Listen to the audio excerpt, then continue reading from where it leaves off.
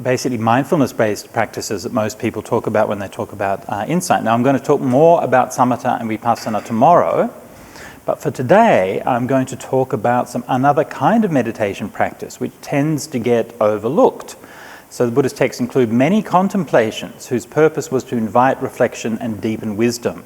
Such contemplations are less well known today, but they provide an essential bridge between the theoretical teachings and the profound realizations.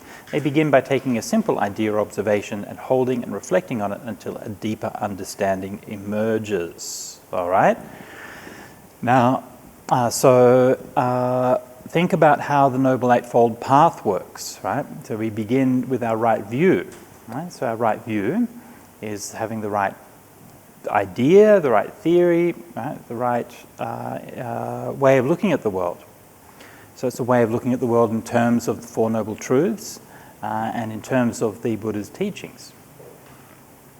Now then, at the end of the path, we have samajnana, is the right understanding or right knowledge, right? Samajnana comes after right samadhi. So when we've done everything in the path, we've got into jhanas, and then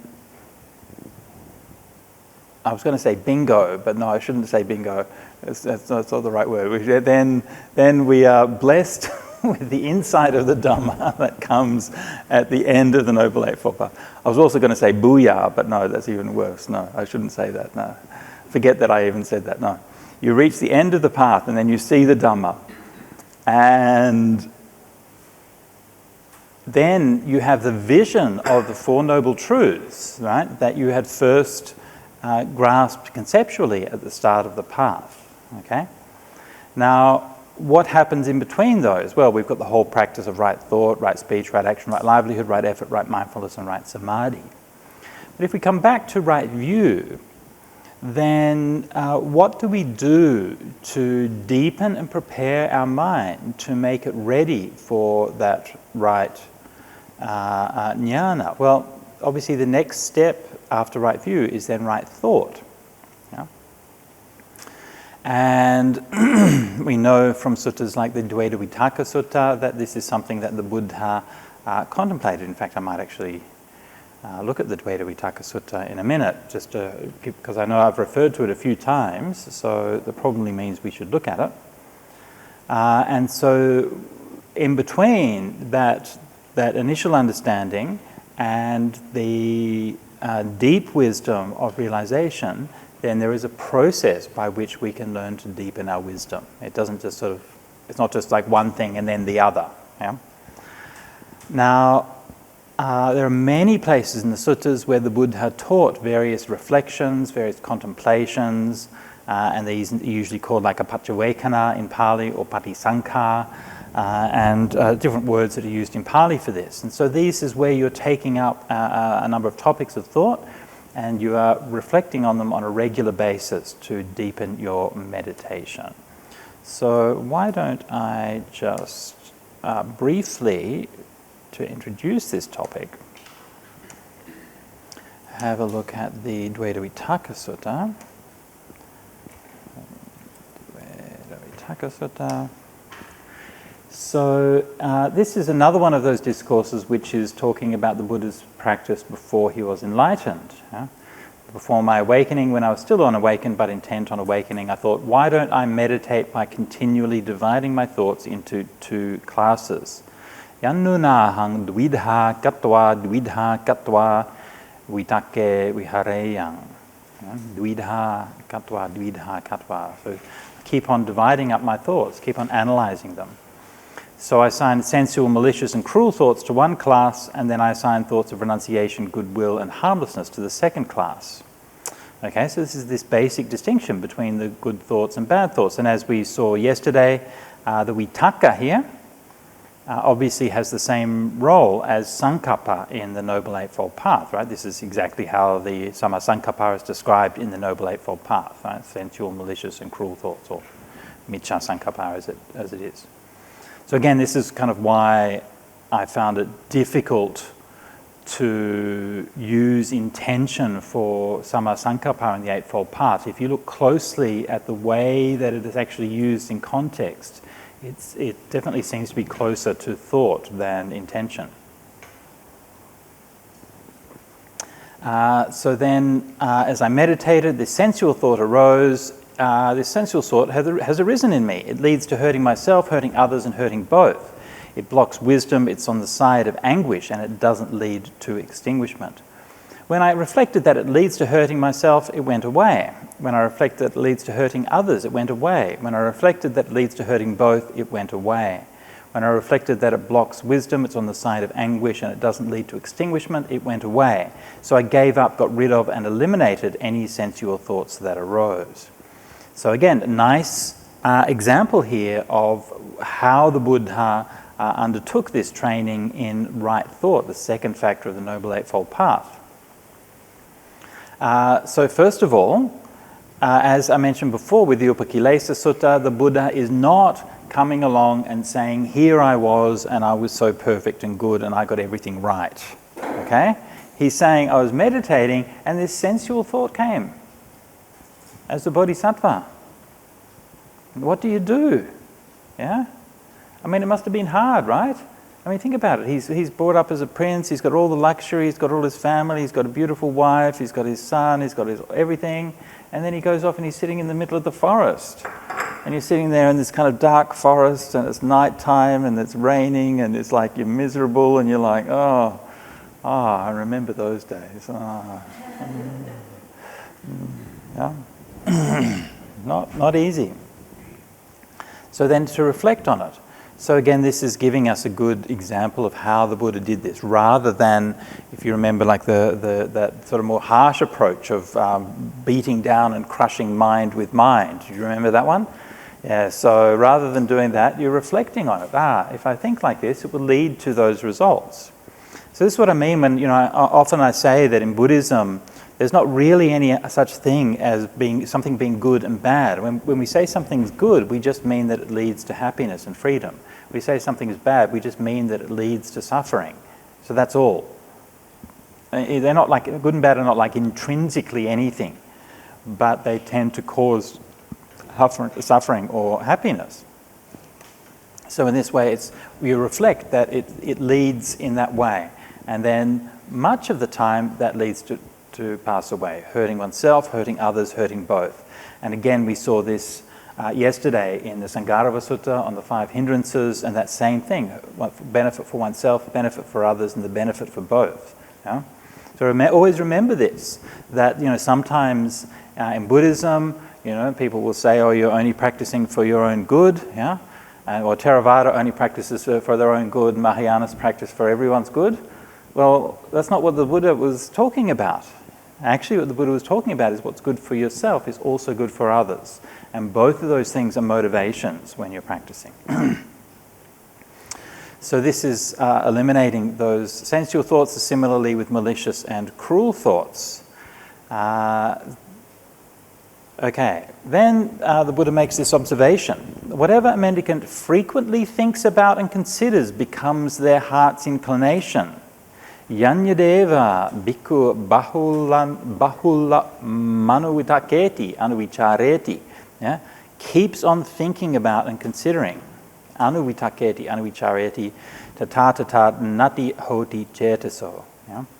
So this becomes the inclination of their mind, their nati.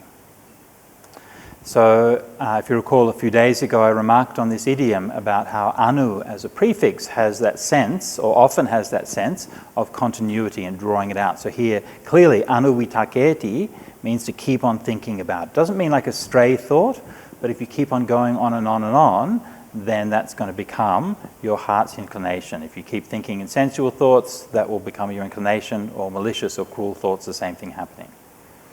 In this last month of the rainy season, when the crops grow together and a cowherd must take care of the cattle, he'd tap and poke them with his staff on the side and that to keep them in check. Why is that? For he sees that if they wander into the crops, he could be executed, imprisoned, fined, or condemned, right? Because you're seeing the danger if you're not looking after your herd properly. Incidentally, apropos of nothing really, but in Christian countries you will often hear, not so much anymore, but traditionally you would hear the saying, spare the rod and spoil the child. Do you remember that one? Spare the rod and spoil the child. In other words, if you don't hit your children, they'll grow up bad. That's how people interpret it. Actually, that's a saying from the Bible. And in the Bible, the meaning is actually the same as you find here. Right? The rod is not something for hitting. The rod is actually the crook that's used by the shepherd for keeping the sheep all together and keeping them safe. Yeah, so it was never meant to be a justification for beating your children. Yeah. Anyway. All right, so looking after your thoughts to keep them safe. Now, then the opposite. I saw that unskillful qualities have the drawbacks of sordidness and corruption, and that skillful qualities have the benefit and cleansing power of renunciation. Anisangsang wodanapakka. As I meditated, diligent, keen and resolute, a thought of renunciation arose. I thought, this thought of renunciation has arisen in me. It doesn't lead to hurting myself, hurting others, or hurting both. It nourishes wisdom. It's on the side of freedom from anguish, and it leads to extinguishment. If I was to keep on thinking and considering this all day, right? Anuvitakeyang, anuvicareyang, all day, all night and day, I see no danger that would come from that. Yeah? So I'm sort of having to make this point because some meditation teachers these days, they say, they seem to sort of think that there's something wrong with thinking, that you shouldn't think ever. I don't know, this is something that I don't know why some meditation teachers think this, but anyway, thinking is fine, it's what your mind does. It's all right. And if you're going to say, I'm going to not think ever, then you're going to be in for a world of hurt, I'm telling you, right? Because it's just what you do. But the point is to train it in the mind in the right way. But, even though there's nothing dangerous about it, there's no bhaya, still, thinking and considering for too long would tire my body. When the body is tired, the mind is stressed. Aye kilante chittang uhaneya. Uhaneya.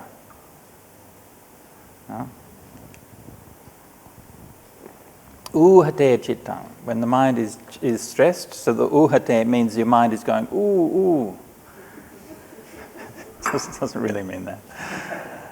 I've just been doing this for too long, I'm getting silly now. Okay. When the mind is stressed, it's far from immersion. Ara chittang samadhim hati. Samadhim hati, ablative form for our Pali scholars in the audience. So I still settled, unified, and immersed my mind internally. Why is that? So that my mind would not be stressed. Similarly, as he meditated, the thought of goodwill and harmlessness arose, and again, this was nothing wrong with it. He could keep on thinking it all day, there's no danger, but it would still leave his body tired, his mind stressed, and it would be far from samadhi. And repeating whatever a mendicant frequently thinks about and considers becomes their heart's inclination. Suppose it's the last month of summer when all the crops have been gathered within a village and a cowherd must take care of the cattle, while at the root of a tree or in the open, he need only be mindful that the cattle are there. Eta gavo. In the same way, I needed only to be mindful that those things were there. My energy was roused up and unflagging, my mindfulness was established and lucid, my body was tranquil and undisturbed, and my mind became immersed in samadhi.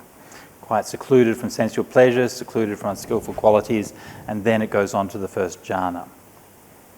So this is showing that development of thought. So with unwholesome thoughts, and then reflecting on the dangers of those unwholesome thoughts, abandoning those unwholesome thoughts, developing wholesome thoughts, realizing that there's no danger, no disadvantage to them, but also recognizing that as long as you keep on thinking those, that the mind will not incline to samadhi because there's still too much activity in the mind, so you learn to settle and still, even the good thoughts, even the samasankappa, before entering into the first jhana. And the simile of the cows there is is also a nice one, and also a very useful one. This is like a nice little standard that you can use in meditation, like how your meditation's going. If when you're meditating, you're finding that you're often having to bring your mind back from too much wandering, too much scattered thoughts, too much especially unwholesome thoughts, then this is a sign that you need to focus on right thought, which is what we're going to be talking about today. You need to train your mind to think in a more wholesome way. If you try to go from unwholesome thinking to samadhi, again, it's a world of pain. I'm not saying you can't do it, but it's going to be hard. Little bit by little bit. Train yourself gradually.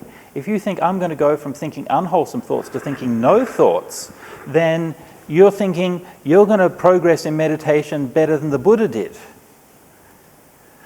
All right?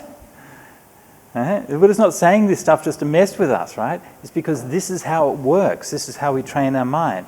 From unwholesome to wholesome, and then we can let go of those wholesome thoughts, because the unwholesome thoughts distress and agitate your mind, your emotions, your body even more than the wholesome thoughts. So this is why we have to let go of them. So this recognition of those different levels of thoughts and the training of the mind to think in the right way is really essential.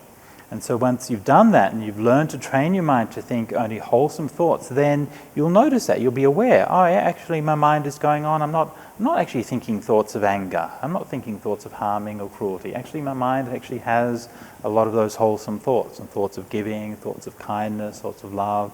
You know? And when the mind has many of those kinds of thoughts, then meditation will start to flow easily. Yeah?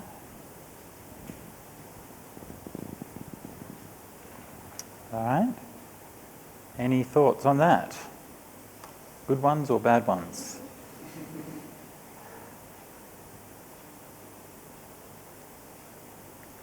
So that's the Dvedhavitakka Sutta in Madhupindika Sutta number 19.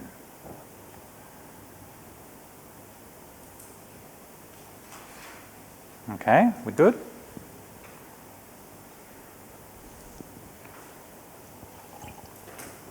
So that's what we're going to be looking at today, is some of these reflections which are useful for training this right thought. Okay? And like I said, there are many in the suttas, and the Buddha gave many different kinds in many different circumstances. There are some modern teachers who do adopt this kind of thing. For example, in Thich Nhat Hanh's community, they have a lot of these kinds of reflections where they have like a mindful eating reflection and a mindful dishwashing reflection or something like that. I think they have like a mindful using the internet reflection and various kinds of things. So they'll each point during the day you try to slow down and then have that reflection so that you're more conscious and more mindful in what it is that you're doing. And like many other things that Thich Nhat Hanh does. I mean, Thich Nhat Hanh was a great innovator, and he did a lot of, brought in a lot of new ideas and so on. But a lot of the things that he was bringing in was really reviving some of the things found in the suttas, which maybe has got lost in tradition. Not everything, but a lot of the things that he did. Actually, it was a bit beside the point, but Thich Nhat Hanh became known for his practice of engaged Buddhism. He learnt that idea, or his sort of stimulus towards that idea was when he visited Taiwan, and he studied with the great master Yin Shun. So the Taiwanese master Yin Shun was the most respected master of Buddhism in Taiwanese Buddhism in the 20th century. It's not so well known as some of the other great Taiwanese masters, Master Xin Yun or Master Sheng Yen, but in Taiwan he was the most well-known one. And one of the things that Master Yin Shun was very well known for was for reviving the study of early Buddhism. And he was you can imagine like the acknowledged greatest master of Mahayana Buddhism in Taiwan, right? I mean, basically like the Dalai Lama of Taiwan, but then, I mean, not quite like that, he's not like appointed or anything, but just recognized. And then he tells everybody, oh yes, actually the Mahayana Sutras were written later, and we all should be studying the early Buddhist texts because they give us the context for understanding Mahayana Buddhism, if we want to understand Mahayana. So you can imagine that's a pretty radical statement, right? It's actually very courageous. But all of his work was grounded on very detailed and very careful scholarly work and research that he'd done. So when Thich Nhat Hanh, as a young monk, visited Taiwan, he encountered Master Yin Shun, and this is where he learnt a lot of his ideas from. So you see in Thich Nhat Hanh also that he has some like translations of some of the Agama Sutras, and he actually also was trying to revive a lot of those early Buddhist practices like emphasis on mindfulness and meditation and so on. So, yes? Yeah. You only think of Mohini?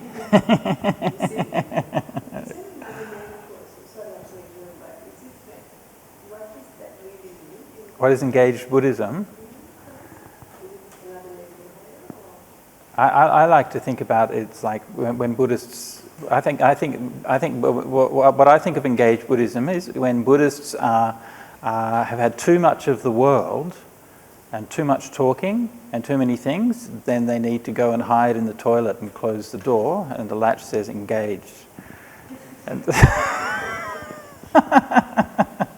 but that's my personal interpretation. I don't know if other people share that interpretation. But yeah, the idea of engaged Buddhism came from Master Yin Shun. As always with these things, it's contextual. Okay, so in Chinese culture, generally speaking, because Chinese culture has a mix of different religious practices, right? But I mean, in Sri Lanka, you have the same thing. You have the Hindu kovils and so on as well.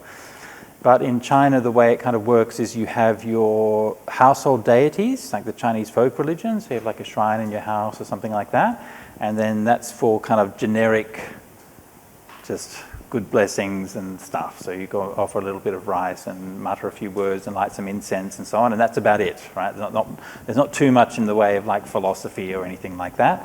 And then, of course, you have the Taoist philosophy, which then, you have like physical health and different aspects of philosophy and things like that. You have Confucianism, which is for running the state, organizing society, good morality, and so on. And then you have Buddhism, which is for funerals. Right? And so you hire, for quite substantial sums of money, monks and nuns to come and do chanting at your funerals. And then they'll come and like chant for like 3 days or 7 days or something, depending on how much money you can pay them. And I remember this happened to us even when we were in Perth, and somebody came to us, and a family member had died. It was like a Western husband of a Chinese wife or something like that, and she had died, and the family was saying, "Oh, you need to get monks to come and chant." And they told him that you have to pay. You have to pay the monks to come and chant. So he comes and invites us to come and do chanting. He says, "How much do I have to pay you?" And we're like, "Oh, you don't have to pay us anything." And he's saying, no, I have to pay you for the thing. We're saying, "Well, no, you don't. We just do it for free." So, but how can you do it for you? And they really couldn't understand that we would just do it without getting paid. Anyway, so I mean, look, that's a bit of a cliche and it's a bit reductive, but that's often how Buddhism is perceived in Chinese culture. So in modern times, especially in the 20th century, when obviously the communists took over China, bad for Buddhism, very bad for Buddhism.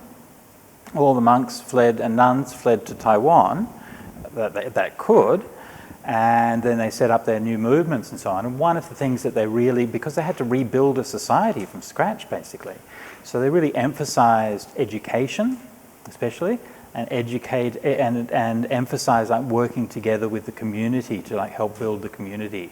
And so this is where that idea of engaged Buddhism came, and monks like Master Yin Shun and Xin Yun from the same generation, so he's a monk from Nantian, then also applied this idea of engaged Buddhism, and all of them did in one way or another. Master Sheng Yen did as well, and so they all tried to use Buddhism in a practical way. So you had, yes, the meditation side, you had the philosophy side, and so on, and then, you'd still do rituals for, funerals, but It's not just all there is. And you're also doing, like, working with communities, doing charitable work, those kinds of things. Yeah, so that's really what engaged Buddhism is. And in fact, you know, when Buddhism came to the West, they often adopted that terminology. But I think it's a bit of a shame, actually, because I think that as a term, it has that assumed background to it, which kind of gives the wrong impression about how Buddhism works. Because it's like the idea, oh, we're doing this new thing, which is now engaged Buddhism, which kind of Buddhists never thought of doing this before, right? But now we're going to think of doing it. But actually, if you go to Sri Lanka, I mean, you see engaged stuff all over the place, right? And similarly in Thailand, you know, and it's not even just like socially conscious monks versus the forest monks, because in fact the forest monks and meditation monks are some of the most socially engaged monks in Thailand. And you know, almost invariably, if you go to a village in Thailand that has a forest monastery, the local village will be more prosperous than the villages around. Yeah, that was absolutely the case when we were there at Bungwai, at Wat Nanachat. Why? Because the locals come to the monastery, right, and they get teachings on Dhamma. They gather around in the kitchen, they chat about stuff, and they think, oh, look, we need a new water tank for the village. And all of this organization and everything happens through the monastery and then with the support of the Sangha and so on as well. So in big ways and small ways, in conscious ways and unconscious ways, then there is always this lifting up of the community as well as the thing. I mean, the Ambedkar community being another great example, right, where that's really made a huge difference to people. Yeah. Yes. Also, the forest growth. That's another thing. Oh, like the like protecting the forest, protecting the forest. Absolutely, yeah. So definitely in Thailand, you know, when I first went to Thailand in about 1992 or something, they had just made a law that you weren't allowed to cut down any trees in Thailand, which I believe is still the law today. So this is good until you realize why they made the laws, basically because they pretty much cut them all down already. So there wasn't a lot left, and they were like, okay, let's, you know, basically there's a law. You have to, basically everywhere in Thailand, you have to apply for a government permit to cut down a tree. And obviously people don't actually keep the law, it's another matter. And equally, obviously, the effect of it was that now most of Laos and Myanmar are all logged instead, because they just go there and do the logging and bring them illegally. So, but anyway, one of the things that they find is that when there are monks living in the forest, then it helps to protect the forest. And so a lot of the places that I was staying at as a forest monk in Thailand would be like national parks and wilderness areas. And yeah, there are poachers and there are loggers and there are all of these things. And so just the presence of the monks there helps to keep those people away. So these 5 topics for regular reviewing or for frequent reflection.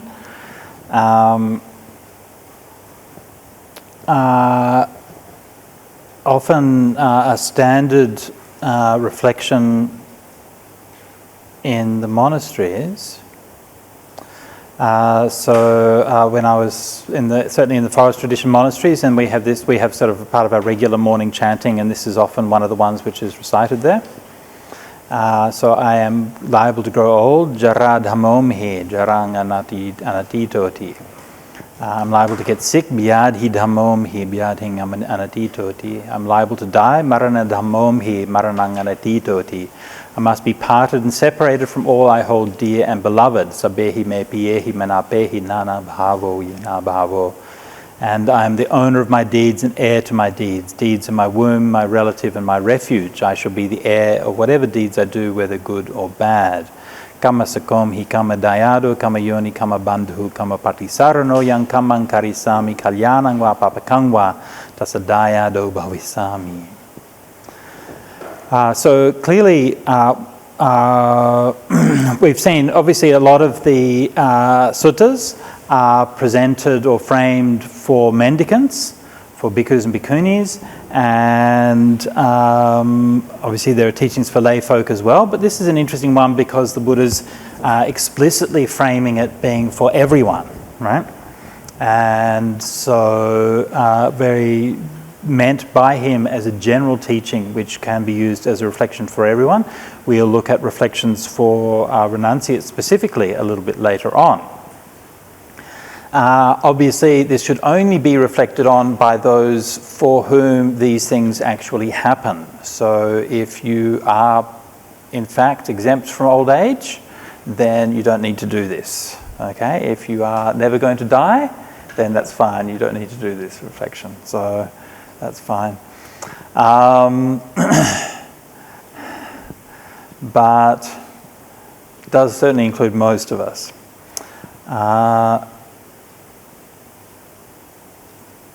A couple of words on the translation here, or on the meaning of especially the later ones, which are a little bit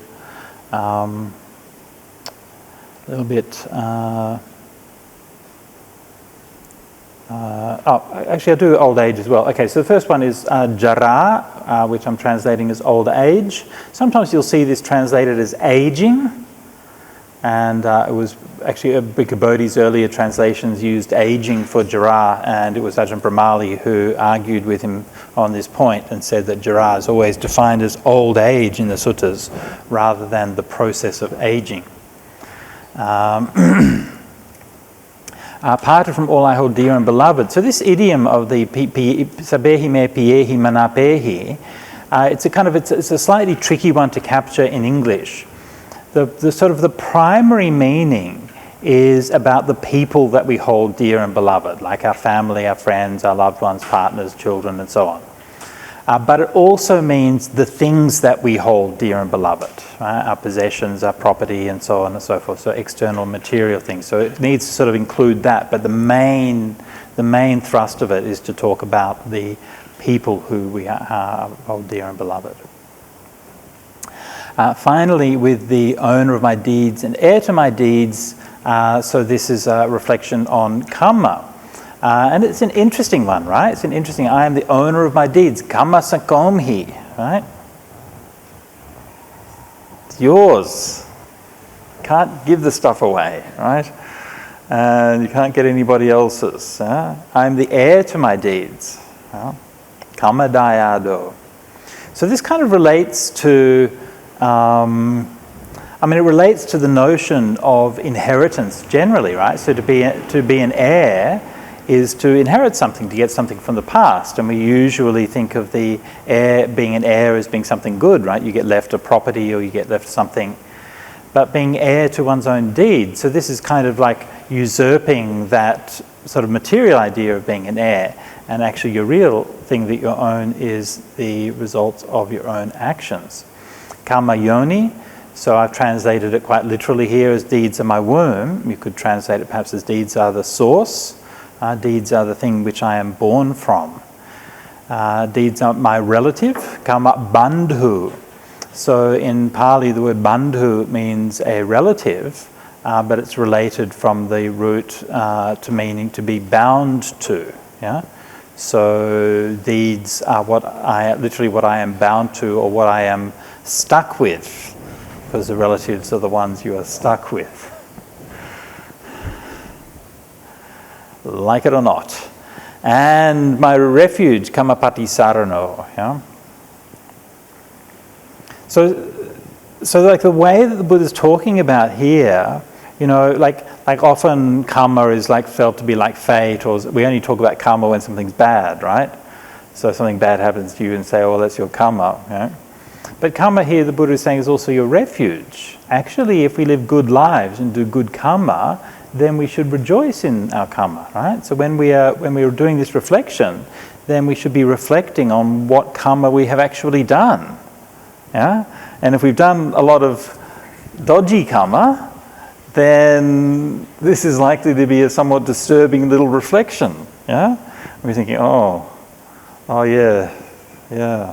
I shall be the heir of whatever deeds I do, whether good or bad. Kalyanang wa papakang wa. And This is sometimes given as a reflection to give rise to equanimity. Yeah? So we know that whatever happens to us, then we can learn to accept it. Yeah? Now, in Buddhist cultures, sometimes this goes a little bit too far, right? So sometimes we, like in Buddhism, like the idea this is your karma, it's used actually like in theistic cultures, they would say, like the Muslims would say, inshallah. Or the Christians would say, oh, like it's God's will, right? In other words, there's nothing you can do about it. Yeah? So they say, oh, there's your karma, there's nothing you can do about it, right? That's like the opposite of the Buddha's intention, okay? It's the opposite of the Buddha's intention. The very word karma means doing. Yeah? And if something happens to you and you think, oh, this is my karma, what does it mean? What it means is do better. It doesn't mean that you are somehow subject to the whims of an inscrutable karma over which you have no control. What it means is that you have made choices in the past that are affecting you now. And if you want to have good effects in the future, you better start making better choices. That's the purpose of doing this, right? So we start making better choices. Remember, we can't get away from it. We are bound to our karma. So first of all, if anybody is using the doctrine of karma to argue that you shouldn't do anything, then this is bad karma, absolutely. And this is like the opposite of the meaning of karma. The whole point of karma is that it is something to be done about it. If something is using the doctrine of karma to have no compassion and to be callous, then this is the opposite of the meaning of karma. The whole point is that when we are faced with the suffering of ourselves or others, how do we respond? Our karma is what we do. I met a few years ago a young Sri Lankan woman from Queensland. She was doing her thesis at the University of Queensland and she was disabled. And she was doing her thesis on exactly that, on attitudes to disability in Sri Lanka and discussing the issues around the doctrines of karma and so on. And it really is tragic that when you see people who are suffering from different kinds of afflictions and so on, then it becomes a very easy way to dismiss people. It becomes there's a very kind of spiritual cruelty to it. And for a start, number one is that according to the doctrine of karma, the human realm is a fortunate rebirth. Right? So no matter who you are, if you're born in the human realm, you've done good karma in the past. Otherwise you wouldn't be here. Now apart from that, samsara is long. It's like really, really, really long. Right? Think of the longest thing that you can think of, and it's just like so much longer than that, okay?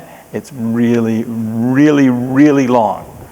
So in that whole time, all of us have done many good things. And all of us have done many bad things. And we happen to be enjoying the fruits of some good karma now to get born in this realm. But once we're here, we can also experience the results of good and bad karma. Yeah? And we don't know where we're going next, right? So unless we do good karma in this life, then who knows what's happening to us next. Yeah? So, and then the other factor is the factor which you mentioned there also, which is the factor of environment. So the Buddha pointed to the central role of karma in shaping our experience of happiness and sadness, because that was his job. He was a spiritual teacher, and his purpose was to find people to develop meditation and to let go of their attachment, let go of their rebirth. That's his purpose. But that doesn't mean that he said that all that you experience is because of your karma. On the contrary, there's plenty of places in the suttas that show that it was quite normal that the Buddha would expect that happiness and sadness would be caused by many different things.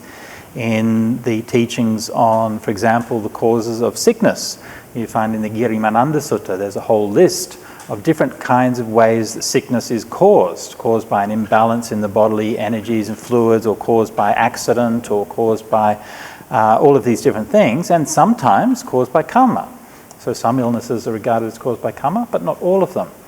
or even take another sutta like the, what is it, the Kuttadanta Sutta.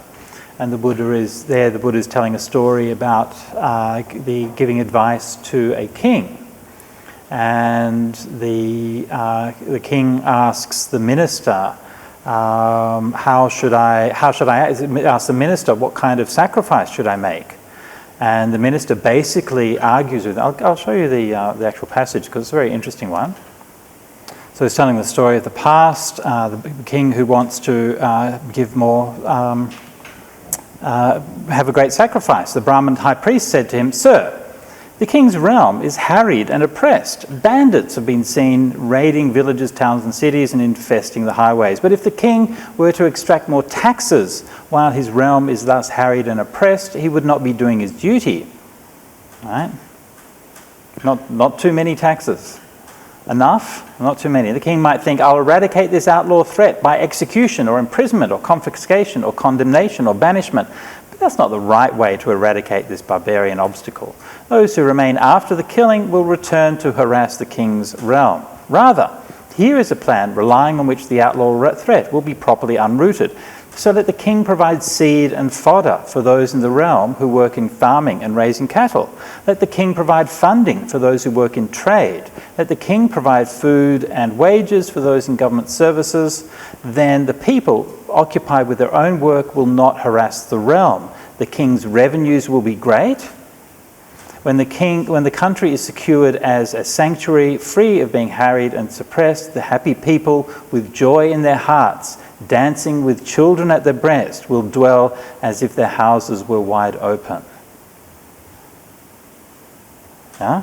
So the Buddha here, or the Brahmin priest, who the Buddha is quoting here, is, let's notice for a start, is teaching Keynesian economics. All right? I mean, this is literally the foundation of the New Deal economic theory, right? You're going to repair the country, you've got to support people to do their work, and it's the job of the state to do that. So this is Keynesian economics, and what today we would recognise as like a, not really socialist, but at least a government support program for helping the society. So here the Buddha is, there's nothing about, well, it's the people's karma, so let them deal with the bandits. I'm going to enjoy myself in my castle, right? But it's, let's take responsibility to help each other, and to help build a better society. Right, back to the Abhinavadavekana Sutta. So the 5 topics, great. Now, notice again how the sutta proceeds. Beginning, you review that topic, then you see what is the advantage of reviewing that topic by reflecting on yourself. I am subject to old age, I'm like this, okay? So this is the adhyatang, yeah? It's the internal reflection. We saw this in Satipatthana, right? Reflect internally. Then what's the advantage of that? It's that you give up your attachment to these things, yeah? Then, we're going on, my deeds, advantage, yada, yada, yada. Okay, so then you go on to, it's not just me, but all sentient beings grow old according to their nature. So this is the Bahidha, yeah? So this is where you're extending your inner reflection to outside as well. Now this is part of the process of developing meditation, and this is how we use inference in meditation. So the idea of ajata bahidha is based on the idea of inference. And I'm going to just say a few words about this because this is again one of those topics which tends to have been forgotten about or overlooked in a lot of modern meditation discourse. So modern meditation discourse strongly emphasizes direct experience. And this is something we find through the Burmese Vipassana schools, it's something we find through the Zen meditation teachers, and it's something we find through the likes of people like, say, Krishnamurti, who's also been very influential in modern day meditation. And so this idea that you see it as it is, you just see directly and you're mindful directly of whatever that phenomenon is. Now, in Buddhism and Buddhist epistemology, we have always acknowledged 2 primary sources of knowledge. One is direct experience, which is called paccakka, right? The direct awareness of whatever that is. I seeing that glass, I see that. The second thing is anumana, or anvaya, which is inference. Right? So inference is how we go from what is here to what is past and future, from self to other. It's how we generalize we generalize the things that we've experienced. Now, I said that all the Buddhist philosophies, all Buddhist schools, will accept these two forms of what is inference and what is direct perception. But of course, they all argue with each other about exactly what they mean, right, and the precise definitions of them. Because when you start to look at it, the distinction between these things is not as clear as you might imagine. So, for example, I might think, well, sight is the sort of canonical example of direct perception, right? I can see things, I see this room, right? I can see all the people sitting in this room, except, of course, I can't see all the people sitting in this room. What I see is light. And my mind puts together the idea of all the people in this room. Yeah? So that is, even just to see the room and the people, I'm already using my inference. Yeah? It's not just direct perception. Direct perception is just light. All that I can see is light. Different colours, different wavelengths, different amplitudes. Yeah? That's all. Similarly, the ear can't hear words. The ear only hears vibrations, changes in the air pressure. Yeah? As we call sound. Yeah? So it's in the mind, through the process of perception, of sanya, that we learn to recognize these things and make sense of it. Then we can have our intentions and so on about those things.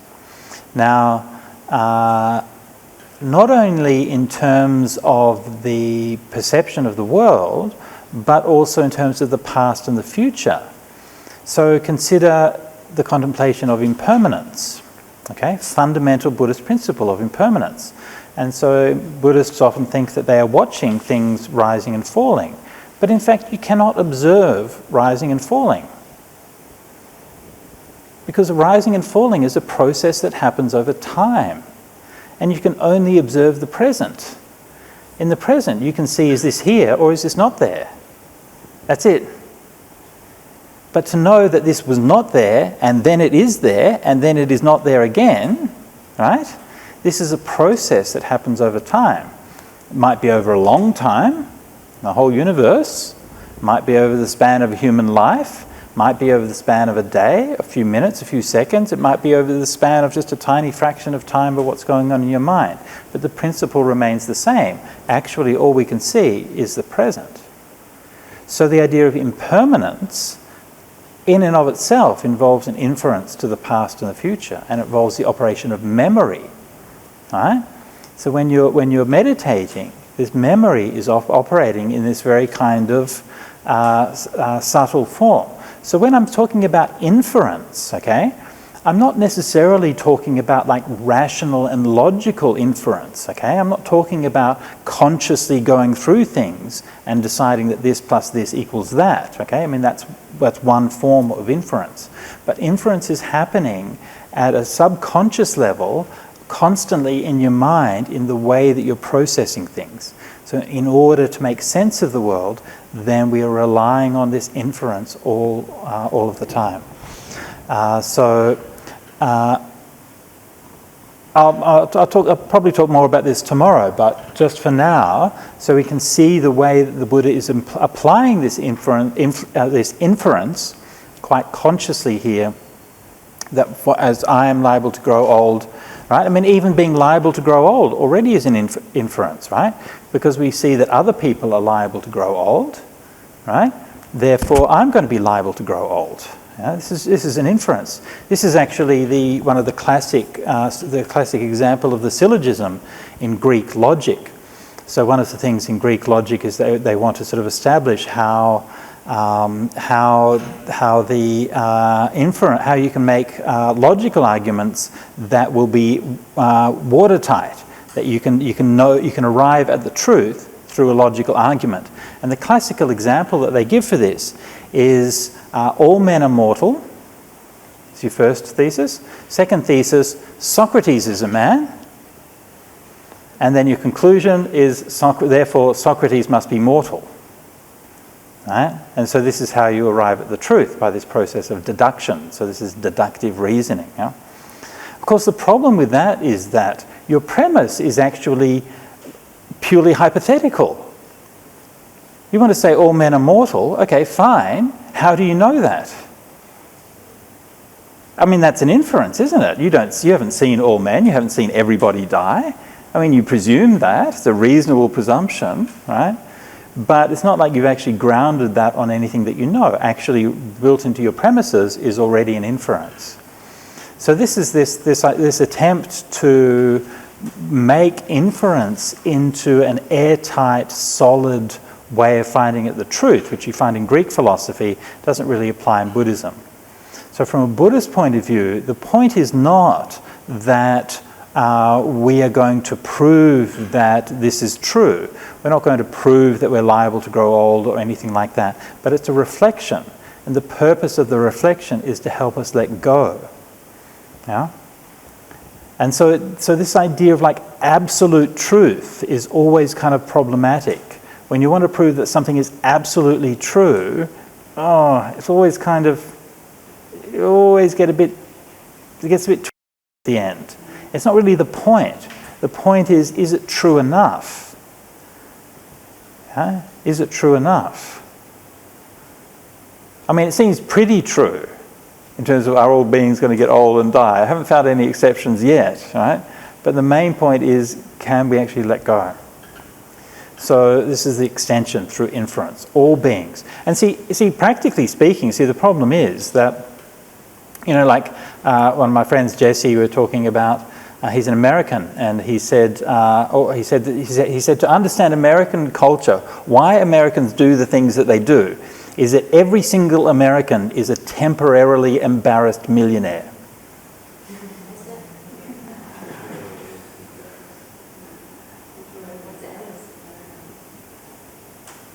The American dream is that you can have everything. You can have anything you dreamed of, right? It's like the inversion of the whole just it's karma and you can't do anything about it. You can have everything. So if you don't have everything, that's just because, it's just like, you just got to fix this and fix that and then do this and do that and then, but you really do belong to that, right? You really are actually a millionaire or a billionaire. So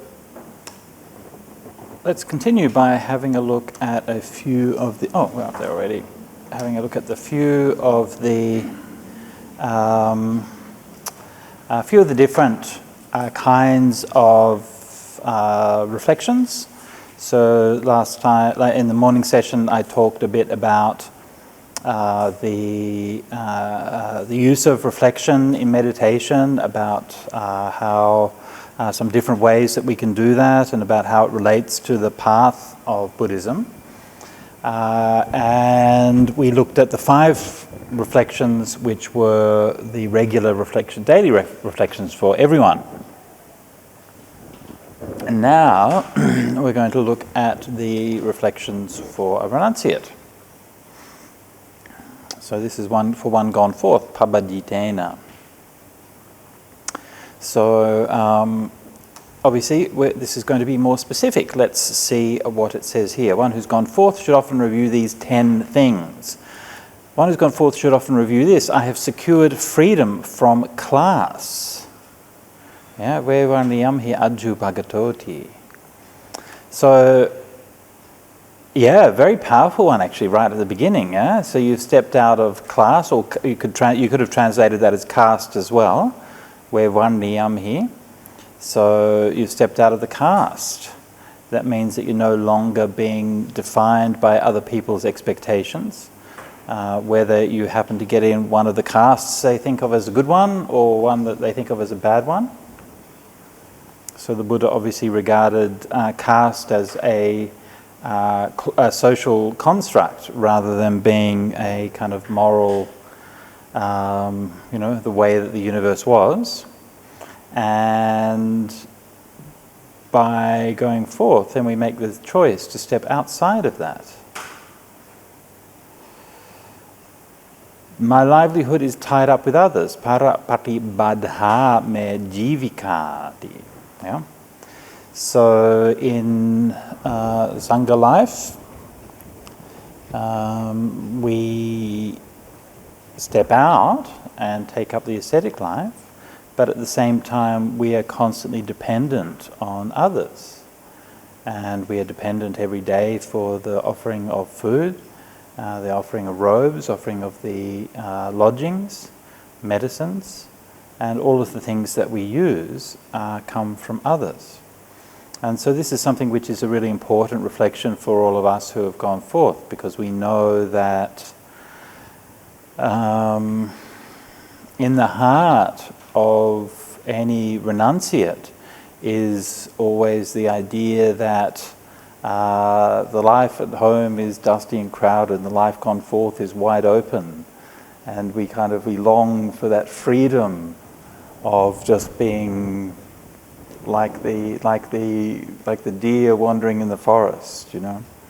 But at the same time, actually we're dependent, yeah? And so we have no illusions about that. We're dependent on the offerings and the kindness of others. And that is something which is a part also of our spiritual growth and our spiritual dependence. Okay, my behavior should be different. Yeah?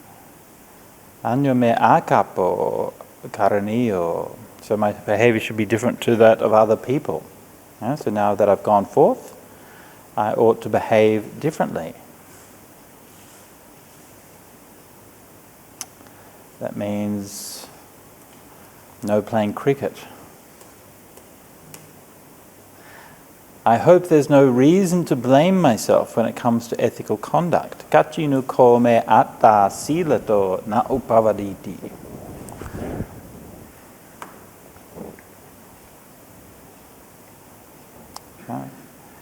Notice the use of the ablative here for Pali geeks, silato. Ablative, what do they call it? The ablative of, I can't remember the name of it, but there's a particular kind of ablative that means when it comes to ethics or in respect of ethics. Kachino ko me atta silato.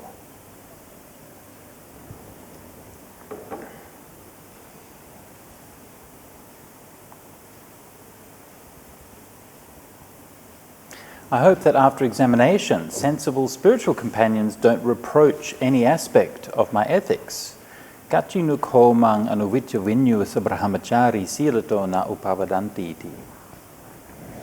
So this is referring to one's own inner understanding of one's ethical conduct, and also hoping that the good monastics and good people around who you respect are not going to find anything that's worth criticizing about your conduct.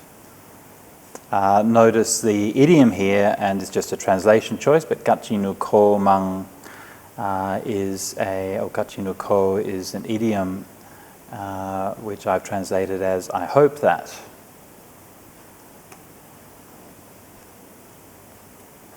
I must be parted and separated from all I hold dear and beloved. So this is the same as in the 5 reflections. Again, same as in the 5 reflections. Kama sakom hi kama grayado, kama yoni, kama bandhu, kama parisarano, yang kamang karisami kalyanang wa papakangwa tasadayado bhavisamiti.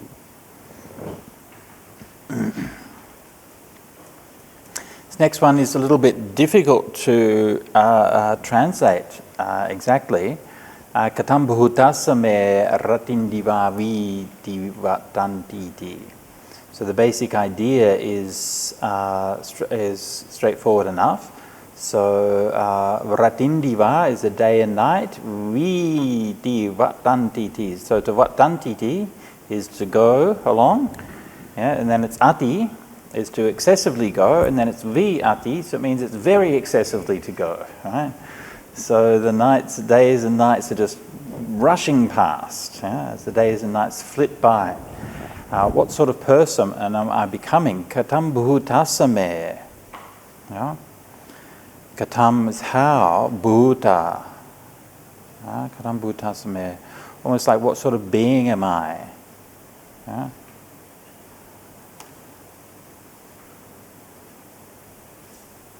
So this is a reflection on the transience of life. Do I love to stay in empty huts? Kachino koahang sunagare abhiramamiti.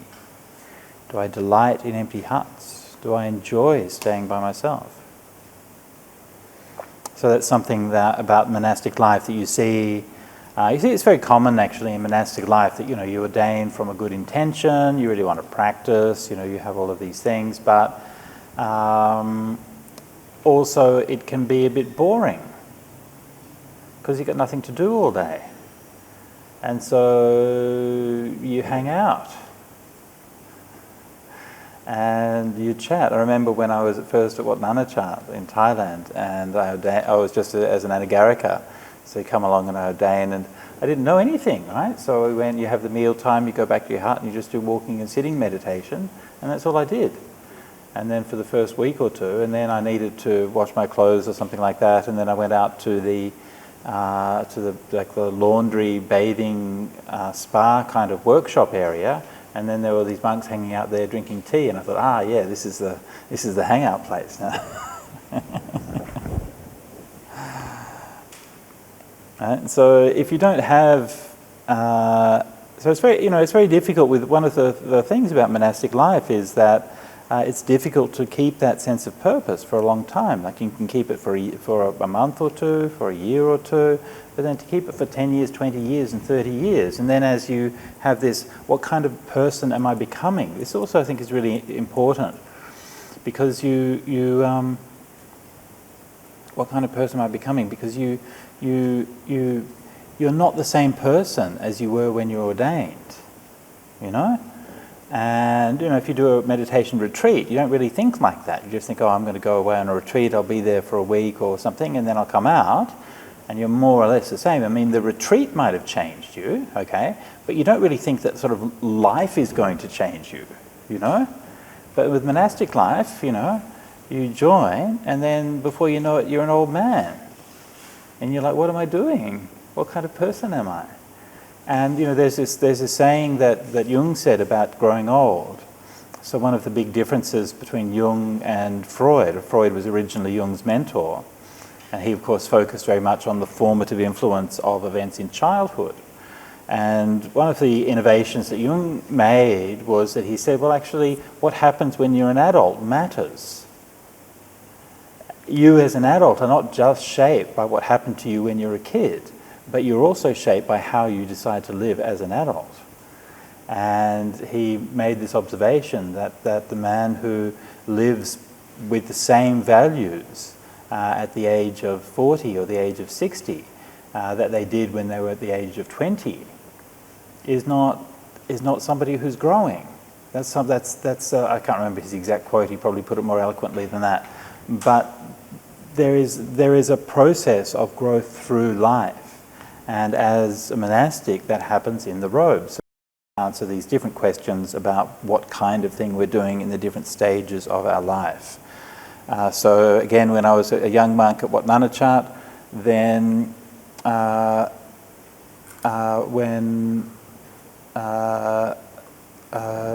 joke was among the monks that because you have the 5-year periods, like the first 5 years you're a junior monk, then 5 years you're a middle monk, and then you become an ajahn, and then you're supposed to be, I don't know, teaching or knowledgeable or wise or something. And so the joke was, what was it again, that as a junior monk, then you always think about food, and then when you're a middle monk, you always think about traveling, and then when you're a senior monk, you always think about building projects. That's the course of development of monastic life. And so yes, it is possible for your monastic life to be like that, but hopefully not also. So this is some of those kind of reflections that you want to do. And you want to say, well, how am I changing and how am I growing through these kinds of things? And then the last one, do I have any superhuman distinctions in knowledge and vision worthy of the noble ones? So that when my spiritual companions question me on my deathbed, I will not be embarrassed. So this is the jhanas and the psychic powers and the stages of enlightenment. So do I have any of the good stuff? Yes. So kind of interesting kind of sort of reflection on the monastic life or something there. So evidently that was the custom, to question somebody when they're dying, what kind of stuff they've got is good. And yeah, don't wait until it's too late. So these are the 10 recollections for monastics, and they are part of a regular chanting. So I mean, different traditions all have different traditions in what they chant, but certainly in the some of the monasteries that I've been in, then this was part of the regular chanting. One time the Buddha was staying at Nadika in the brick house. Just a small remark on architecture. Notice that bricks were used in those days, but were rare enough that it was worth noting. Right? So, actually, archaeologically, there is all of the Indus Valley civilization, which was, say 1,000 years, 2,000 years before the Buddha. That was all brick. And then you see massive brick construction from that time. But then after that passed away, then there's no brick construction in northern India, right? It disappeared completely. And it started to reappear around about the time of the Buddha. And in fact, some of the earliest brick kilns from that period are from Kosambi. So that perhaps was one of the places where they started making especially fired bricks again. So from this it seems, yes, there were brick kutis, but not so common. Yeah. There, the Buddha addressed the mendicants. Mendicants, Venerable Sir, they replied, the Buddha said this, mendicants, when the mindfulness of death is developed and cultivated, it's very fruitful and beneficial. It culminates in the deathless and ends with the deathless. But do you develop mindfulness of death? Bhavetano tumhe bhikkhave marana satinti. When he said this, one of the mendicants said to the Buddha, Sir, I develop mindfulness of death, but mendicant, how do you develop it? In this case, sir, I think, if only I lived for another day and night, I'd focus on the Buddha's instructions and I could really achieve a lot. That's how I develop mindfulness of death. Bahu watame katangasa. Another mendicant said to the Buddha, I too develop mindfulness of death. In this case, I think if only I'd live for another day, I'd focus on the Buddha's instructions and I could really achieve a lot. Another mendicant said, if only I'd live for as long as it takes to eat a meal of alms food, I'd focus on the Buddha's instructions and I could really achieve a lot. That's how I develop mindfulness of death. Charantarang jiveyang yarantarang eka pindapatang bunjami. Man pindapata. Bhagavato sasanang manasi kareyang. I could focus on the Buddha's teachings. Another mendicant said, I too develop mindfulness of death, but mendicant, how do you develop it? In this case, sir, I think, if only I'd live as long as it takes to chew and swallow 4 or 5 mouthfuls, I'd focus on the Buddha's instructions and I could really achieve a lot. That's how I develop mindfulness of death. Another mendicant said, but sir, I too develop mindfulness of death, but mendicant, how do you develop it? In this case, I think, if only I'd live as long as it takes to chew and swallow a single mouthful. Ekang alopang sankaditwa. I'd focus on the Buddha's instructions and I could really achieve a lot. That's how I develop mindfulness of death. Another mendicant said to the Buddha, Sir, I too develop mindfulness of death. In this case, I think, if only I'd lived as long as it takes to breathe out after breathing in, or to breathe in after breathing out. I'd focus on the Buddha's instructions and I could really achieve a lot. That's how I develop mindfulness of death. Yeah.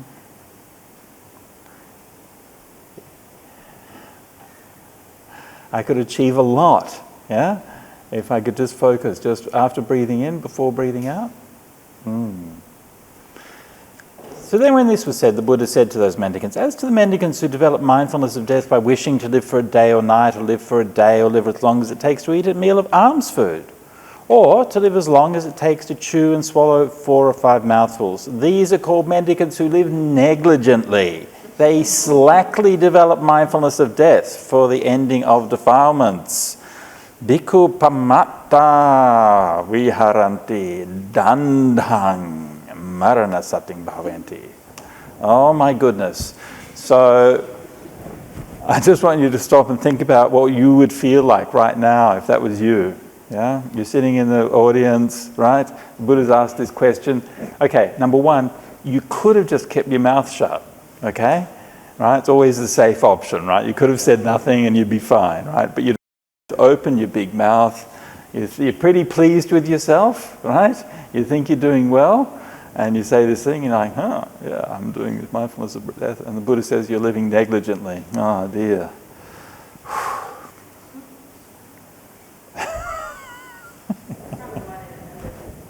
Right? Yeah. You wouldn't forget it, would you? Like if that was you. Anyway. But as to the mendicants who develop mindfulness of death by wishing to live as long as it takes to chew and swallow a single mouthful, or to live as long as it takes to breathe out after breathing in, or to breathe in after breathing out. These are called mendicants who live diligently. They keenly develop mindfulness of death for the ending of defilements. So you should train like this. We will live diligently. We will keenly develop mindfulness of death for the ending of defilements. That's how you should train.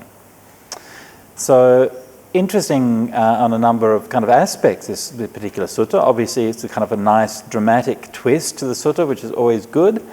But also it shows how, like in the Sangha, like not everybody was doing the same thing, right?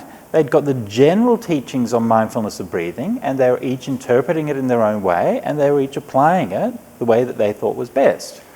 And obviously some of them were doing it better than others, right? And again, this is one of those things that I think I mentioned right at the beginning about this thing about like how much detail the Buddha gives in meditation instructions. So remember that one? Remember that people sometimes say, oh, the Buddha must have given much more detail in meditation instructions, because these days we have meditation books that are full of all these meditation instructions, therefore the Buddha must have given the same thing.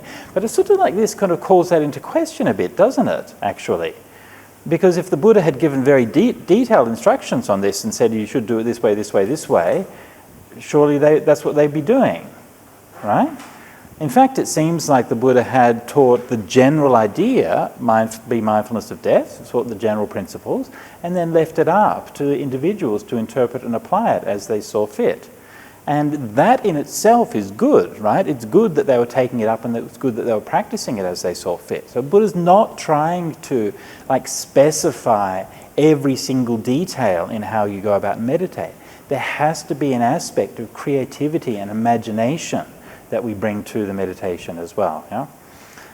But of course, the Buddha is urging the more highly focused meditation to remember that death could come really at any time, and even to wait till the end of the meal is too slack, right?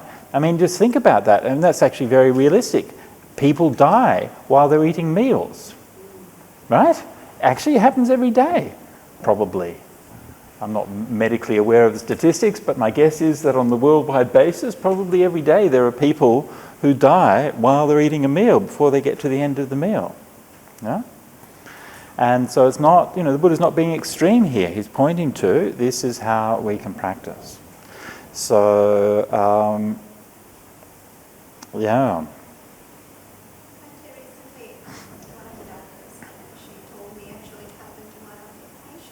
Really? Really? Oh, well, there you go.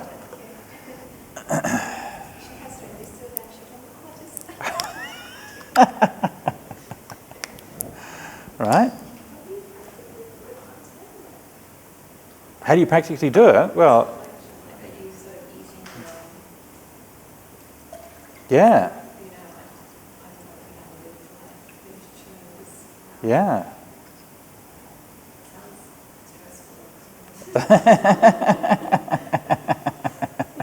I mean, the Buddha's not saying you have to do that all the time, right? He's saying when you're doing the Maranasati, this is how you should do it. Yeah? So same thing with mindfulness of breathing. You find this is a great practice if you're doing anapanasati, especially if you're finding that you're getting sleepy while doing it. Yeah, then this is a great one. Yeah, each time you breathe out. I hope I live till I breathe in again. Okay, now I hope I breathe out. I live till I breathe out again. Okay, and just kind of keep on watching and keep on bearing that in mind. That am I going to breathe in? Oh, good. Now, am I going to breathe out? Oh, okay, good. Now, am I going to breathe in? Yeah, this is uncertainty. Actually, we don't know.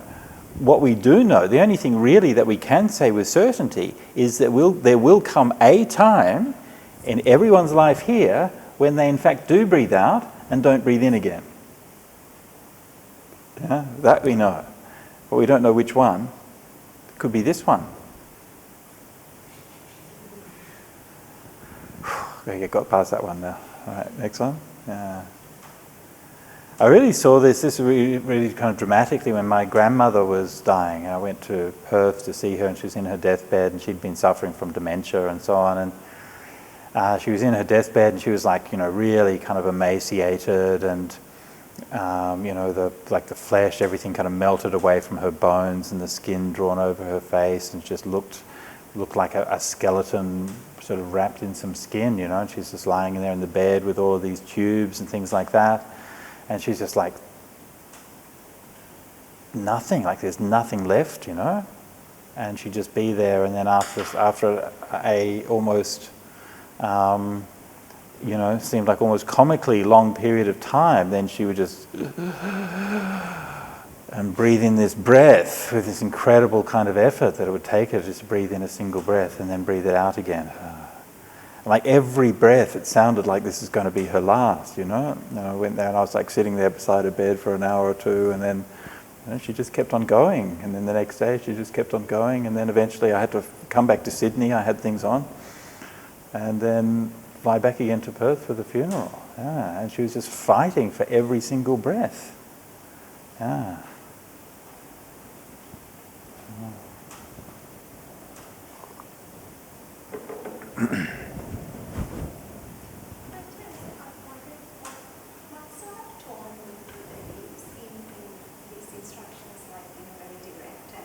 Right? Even Ajahn sometimes would say things like that. But then the way he says is quite different. So, like if you write it down, yes. you read it, but if we are in front of him, yeah. how we feel it is very different. Yeah. So, What do you think?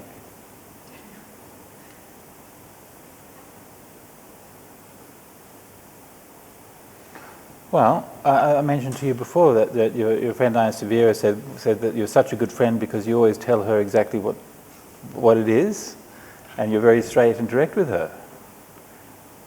So probably the Buddha would do the same as what you're doing. Yeah? And it takes some sort of courage to be able to do that, right? And just to sort of say, this is what is. It's all right. And you don't have to necessarily make a big deal about it, right? The Buddha's not sort of going on and on about it, but he's just straightforwardly mentioning it.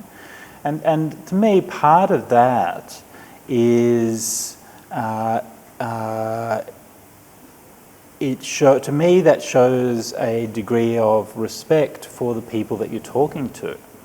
If you're going to walk around life and imagine that you can't ever criticize people, then the implication is that these people are too emotionally immature to be able to handle criticism, right? And it's not, and people sort of act as if this is the kind of nice way to be, but to me it's not nice at all. It's just patronizing.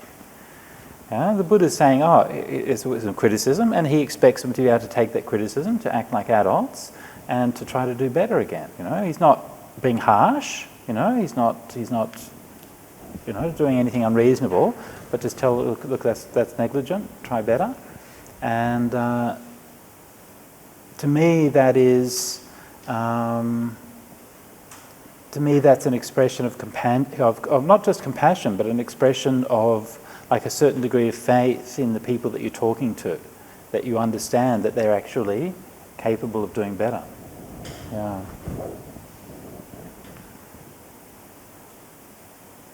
The Buddha wasn't into positive reinforcement. He was into appropriate reinforcement. Yeah? Tom? Would you be resulting in applying urgency, Well, which may lead to some restlessness? yeah. Or would you say it's like to be keeping mindful of the importance of Right? the practice instead Yeah. to try and keep your body? Yeah. Yeah, absolutely. Both of those things. Yeah, I mean, if you need urgency, you get the urgency. But if you need if the energy is already there, then you have the equanimity. With the in the Dvedhavitakka Sutta, actually remember the one we did yesterday with the purifying the gold. Actually, that's the same simile is given a slightly different way. Elsewhere, the Buddha talks about how when you're purifying gold, if you need to make the fire hotter, then you breathe the air onto it and heat it up. But then when everything's going okay, when it's too much, then you dampen it down. And then when everything's going okay, you watch it over with equanimity. So the same thing, right? So this contemplation of death, actually, if you're already living well and living diligently, then there'll be equanimity, because you'll be like, oh, actually, that's all right, actually. If I die in the next breath, that's fine. That's fine. Yeah, I'm living well. I'm doing what I can now, and that's all that we can expect from life. So I'll just make a couple of remarks about the text before handing it over for some discussion. But just one little detail just to notice here, as I've said several times about sankappa and vitakka. Once more, we find that sankappa and vitakka are used here as synonyms. So the sutra itself is called the Maha Vitakkas, the great thoughts, and here in the verses it uses sankappa for the same thing. So as I said, this is why I've translated the second factor of the Noble Eightfold Path as right thought rather than right intention. It really does seem as if that's the main meaning of the word sankappa in the suttas. Now, in terms of the reflections, okay, so this is like a bit of a kind of almost like a flip side of the somewhat embarrassing dressing down of a few of the monks in the previous sutta. But here, imagine putting yourself in Anuruddha's shoes, okay? This is before Anuruddha's enlightenment, right, clearly. He's out there meditating in the land of the Chetis. So, do we know where the Chetis are? The Chetis are, let me just see. Never mind, forget that. Anyway, so the land of the Bhaggas, which certainly, as an Australian pronouncing this, we have to be a little bit careful in the pronunciation. The land of the Bhaggas, the land of the Bhaggas on Crocodile Hill, and so it's a little bit outside the most common area where the Buddha and his disciples would be. But you see that Anuruddha sort of wandered out there and was staying there, and the Buddha's encouraging him to stay there. And so he's there meditating, and these thoughts come to his mind, and then the Buddha comes to see him with his psychic powers. Now, of course, that would be kind of special, wouldn't it? Right? The Buddha comes to see you and says, yes, you're right, it's good. Oh, okay, that would be very encouraging, right? So,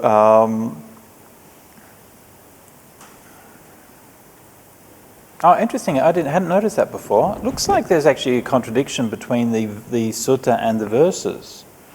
Because in the sutta, it looks like the Buddha actually went there with his psychic powers, right? So as easily as a strong person would extend or contract the arm, he went there, and Anuruddha put out a seat for him, so he must have physically been there. But then in the end, it says that he went there with his mind-made body. Manomaya, with his mind-made body, using his psychic power. I think that's we'll have to consult the experts to see what's going on with that one. All right. But regardless, Anuruddha received an unexpected visit from the Buddha while he was living in seclusion. and the Buddha encouraged and supported his thoughts and then added an extra one. And so once again, you can see this kind of the role of thinking, the role of reflection. Yeah? Anuruddha was one of the most accomplished meditators in the whole of the Sangha, and especially many suttas in the Satipatthana Sutta are devoted to him. So it's not like he was just sort of sitting there and just his mind wandering about the place, thinking about this and that, right? But he's thinking about a number of reflections which are very focused and which concern the fundamental principles of the Dhamma. But what's interesting about it is the one that the Buddha adds on the end, right?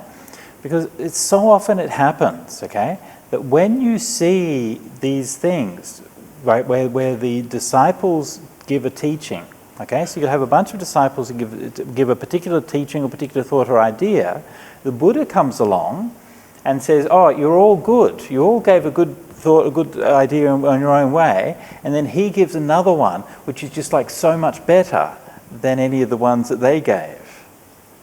Yeah? Another good example of that is the Mahago Singlewood Sutta, where the monks are discussing what kind of monk would illuminate this forest. And so they each give an answer. And Venerable Mahakassapa says, a monk who's practicing the Dhutangas would illuminate this. And Sariputta says, a monk with great wisdom. Ananda says, a monk who's very learned. And so they all give an answer according to their own capacity and the values that they have for the Dhamma. And the Buddha comes along and says, yes, you've all spoken well, but here, what I think, a monk who would illuminate this is a monk who sits down and thinks, I'm not going to get up until I'm enlightened. Yeah? So always the Buddha's not so worried about results. Yeah? He's worried about causes. Yeah? And so he has this way of adding these things that sort of raises everything to a new level. Another good example of the same pattern you find in the Acharya Bhuta Sutta, where the story of the Buddha's birth. And Anuruddha, being very devotional, focuses on all the miraculous things that happened when the Buddha was born, like he stood up, he stepped to the north, and all of these things that happened. And the Buddha said, okay, great, that's nice that you remember all those things, but here what I remember is that the Buddha was born, he was mindful. Yeah? That's the really remarkable thing. Yeah? And so the Buddha always has this way of raising things up to a next level. So here we're talking about the great thoughts, okay? What's the number one thing that happens with thoughts, right?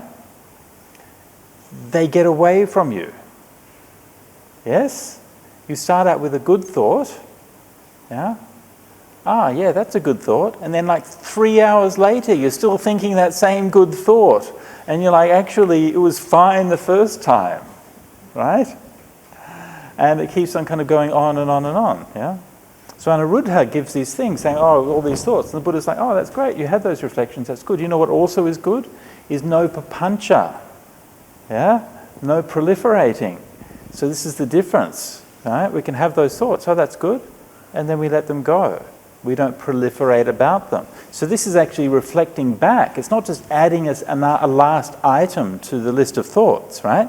It's reflecting back on the nature of having thoughts about the Dhamma, right? So papancha, or proliferation, is what comes when thoughts start to be infected with craving, conceit, yeah, delusion, yeah.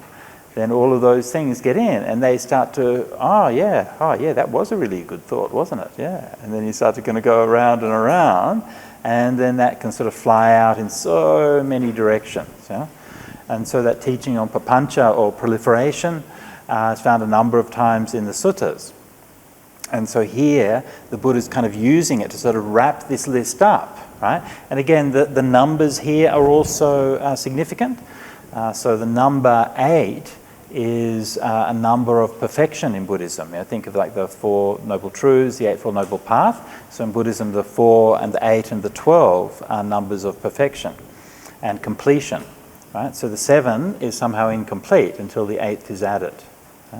And then that rounds it out and it tells us, actually, yes, these great thoughts are great, Let's leave them just as those reflections and let's not proliferate about them. So this is the great difference between using this practice of reflection and getting caught up in proliferating, right? So reflecting in this way, it takes a discipline. It's not just sitting there and just thinking anything you like about Buddhism, right? It's having a structure that's going to guide and form your thoughts in a productive way. And if you do that, then the Buddha emphasizes this by saying when you do that, and then what happens? Then you do jhanas, right? Notice that this is the same process that the Buddha described in the Dvedhavitakka Sutta about his own practice, right? There he was thinking thoughts, but even those thoughts, you have to let go and go into jhana. Same practice we saw in the Madhupindika Sutta, right? With the increasingly refined thoughts and the kinds of defilements, and then the thoughts of family, of reputation, and so on. And then only thoughts of Dhamma which remain, Dhamma vitaka. And then even those thoughts have to be left. So that's where Anuruddha is now, right? He's only thinking thoughts of Dhamma. Then he has to even leave those Dhamma thoughts behind, and so he can go into jhanas. So this is the Buddha's giving us very, very nice wrapping up of that teaching. And then he went and taught the same teaching to the Sangha, and then gave also this very nice reflections on the contentment and so on. So the question on first of all, the one on wishlessness, where he said, basically if you don't have wishes, then you're not wishing that someone knows me for all of these things. So it's like not that you're not getting caught up in desire for the Dhamma with those things. And so nice descriptions of all of those. And also that lovely description of what the nature of contentment. So if you can live content. So remember that Anuruddha was one of the Buddha's relatives. Also from the noble clans in the Sakyan Republic. So like the Buddha, used to a certain standard of living, right? And so now he's gone out, and again he's newly ordained, right? Because he's not an arahant, and we know that he actually became an arahant very quickly. So he's newly ordained, and then as you live contented, your rag robe will seem to you like a chest full of garments of different colours. Nice, isn't it? Yeah, nice. The scraps of arm food is like boiled fine rice with the dark grains picked out, served with many soups and sauces. Of course, that's what we have as arm food now. So it's not hard to imagine that one. Your lodging at the root of a tree will be like a bungalow, plastered inside and out, draft-free with latches fastened and windows shuttered. This is interesting. Like the things that people enjoy have not really changed very much, right? Yeah, nice wardrobe full of nice clothes, nice meal to eat, and nice house like that. Sounds pretty good. And your lodging will be like a couch spread with woolen covers, shag piled, pure white, or embroidered with flowers, spread with a fine deer hide.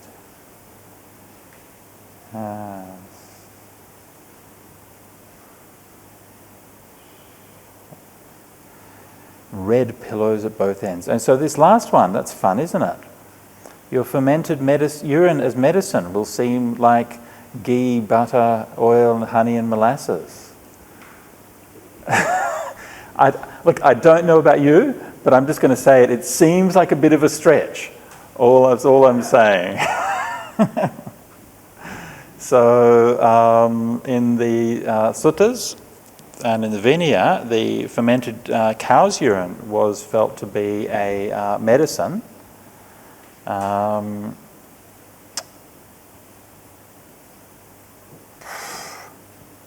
I honestly don't know, really. Buddhi mutta bhesajam. I mean, I know urine is still used as a medicine and these kinds of things, but I'm not sure how effective it is. Anyway, I'm sure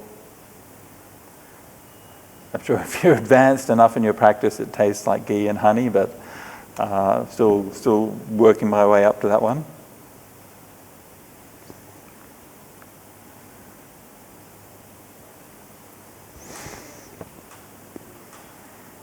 Okay, so any questions about that?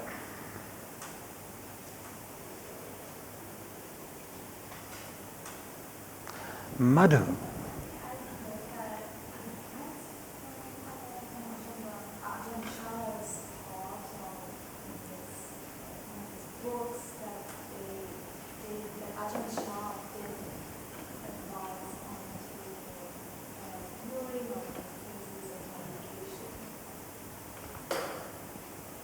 I don't think. Okay.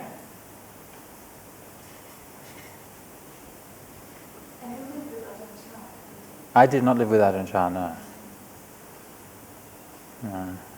He'd already died by the time I arrived. He'd actually died just short of a couple of months before I arrived in Thailand. But he was already actually not teaching for like 10 years. He'd been in a coma for many years before that. Yeah.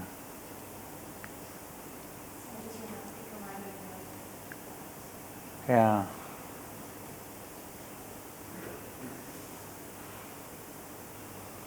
Lucy. So you say about letting go of proliferation as a state of whose mind is equal, confident, settled, and decided. Right. Regarding the cessation of proliferation. Yeah. So like in practical terms, it's just every like you're so decided and so confident about oneness that every time you sense we were aware that your mind is proliferating and you're trying to meditate or something, or just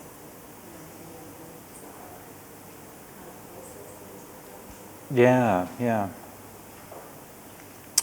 Yep. Yep. So this is a okay. So this is a Pakandati Pasidati Santitati Vimucchati. So this is a kind of a standard passage which you find in the suttas, which talks about. It's talking about like how with something which is wholesome or something which is skillful, that your mind can like leap out to it, become glad and uplifted by it, become like established and fixed with that thing. Yeah? Now, so the idea here is that papancha is driven by like a not knowing or by a, but there's a kind of there's some kind of doubt or questing or something which is behind that kind of papancha. You want to fill the world with your thoughts and with your answers and these kinds of things. So you always there's always this restlessness. There's always kind of seeking more. And so about that sense of like saying that actually that can end, right? It is possible for that proliferation to end. It is possible to live without that proliferation. And so when you have that faith in that, then the mind can actually leap onto that and just say, oh, you're so happy to be able to live without all of that papancha. Yeah. Just a brief note linguistically for any translators. You see here that the word here is vimucchati, and I've translated it as decided, which is not usually what vimucchati means. Vimucchati means released or freed. But this is a textual problem which we find throughout the Pali Canon, that this same or a similar sequence of verbs is used half the time with vimucchati and half the time with adhimucchati. And adhimucchati means decided. And one of the problems is, even though adhimucchati and vimucchati would seem very similar, but because the verb follows another word there, you can easily lose the first vowel, and then it's just one letter's difference between the two.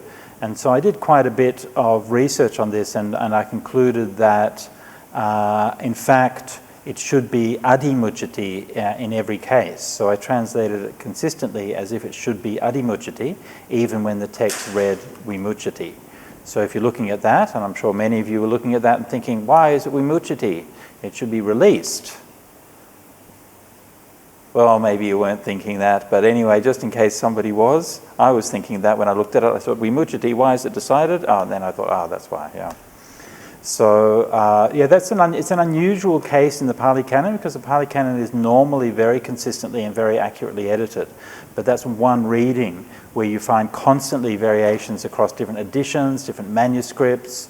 There's like the same passage, when it's repeated in different places, we'll have one or the other. And so the tradition is really very uncertain on that particular reading. Anne? Yes. I'm not sure if I understand it correctly, but is it like you don't have, like your mind, you don't have a structure of your thought, or other Right. and overcome it is to actually have a structure for your thought? Right, yes. Yeah, that's actually a really good point. So with Papancha has this kind of endlessness to it, right?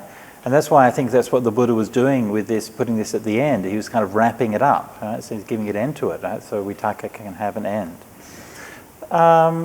Let's have, while we're here, why don't we have a look at the classic sutta on Papancha is the Madhupindika Sutta.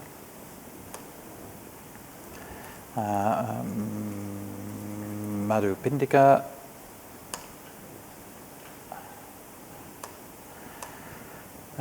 And this is, it's quite a long discourse, so I won't do all of it. It looks like our internet is in and out again. Come, yes. Come. Doesn't want to. So this is Majjhima Nikaya 18. Come on. Yes, we can. Maybe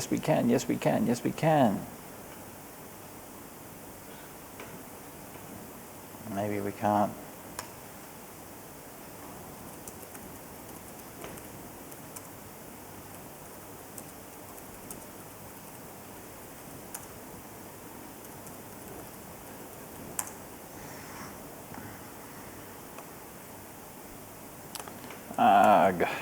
Come on, internet. You know, the internet is like the most complicated thing that humanity's ever built. It's a complete miracle that anything ever works anytime. It's crazy.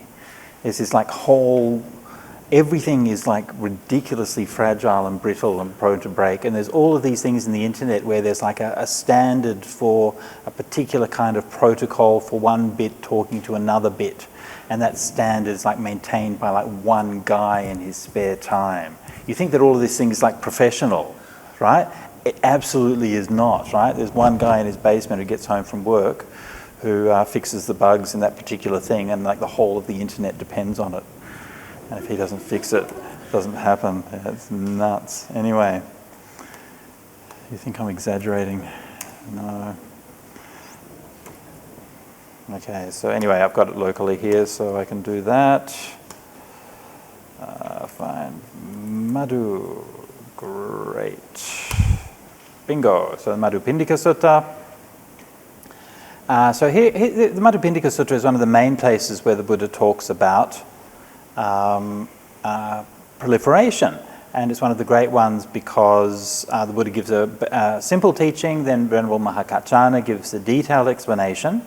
And in his detailed explanation, it's a beautiful passage because he shows both in terms of the explanation but also in terms of the linguistic form of what he's talking about how proliferation works.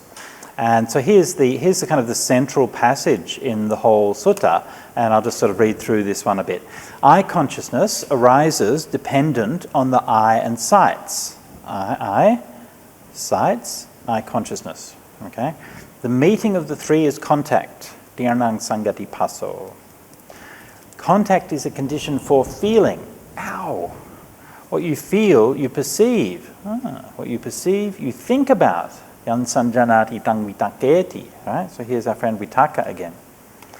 What you think about, what you think about, you proliferate. Yang vitaketi tang papancheti. What you proliferate about is the source from which a person is beset by concepts of identity that emerge from the proliferation of perceptions. And this occurs with respect to sights known by the eye in the past, future, and present. Okay? So one of the great things about this is the way that the linguistic structure of the passage mirrors what's happening. When it begins, we begin with this kind of natural process, right? I forms give rise to I consciousness, the three come together as contact conditions Vedana, and so when you have like Phassa Paccaya Vedana, these are basically all nouns, okay? So far we've had like this kind of static process, that these things happen, one thing happens, the other thing happens, and so on, and we have this occurrence of these things. Then we switch over to an active mode, right? What you feel, you perceive. What you perceive, you think. Right? So it's gone from being like a natural process that just happens to being something that we're starting to get more involved in, right? We're starting to propel it along a little bit more actively, but it's still kind of under control, right? And then when it comes to papancha, what you think about, tang papancheti, you think about what you proliferate about, then tatonidanang, from that source, the person. So now it's introducing the purisa, the person. Yeah? Before this, it was like a natural process, right? Now, the sense of self has got involved. And when that sense of self gets involved, the concepts of identity that emerge from the proliferation of perceptions. Yeah? Papancha sanya sankha. And so this whole kind of sense of self and caught up with ideas and proliferation and thoughts, and then it's samudacharanti. So it overwhelms you, it besets you. It's like a wave that carries you away. So at the beginning, it was like a natural process. This happens and that happens and that happens. And then it's an active process where you're doing these things. And now it's not even that you're doing these things anymore. It's that these things are happening to you. These things are being overwhelming you. They're taking you away. Huh? And it doesn't just sweep you away, it sweeps you away into the past, present, and future. So it's when that sense of self evolves that sense of self gets caught up in me and mine, and I did exist, and I will exist, and will I exist, and how was I, and all of those things. And so you're just kind of swept away. Yeah? So this is papancha. Yeah? This is how it works. It's one of the most linguistically really brilliant passages in the early texts. And I won't go into the rest of the sutta, but so you can see. So what the Buddha, I think, is doing with the Madhupindika Sutta is he's kind of bounding it around here. Let's keep it as the vitakkas, and then let's not let that proliferation get away from us. Yeah, this is the teaching that he gave to Anuruddha. Yeah, these vitakkas is good, and let's sort of keep it with that.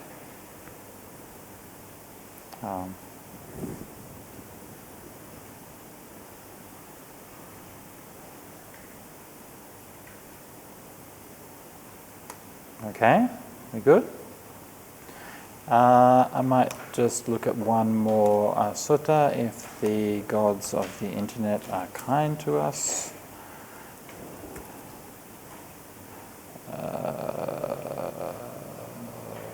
7.52, otherwise I'll just do it here.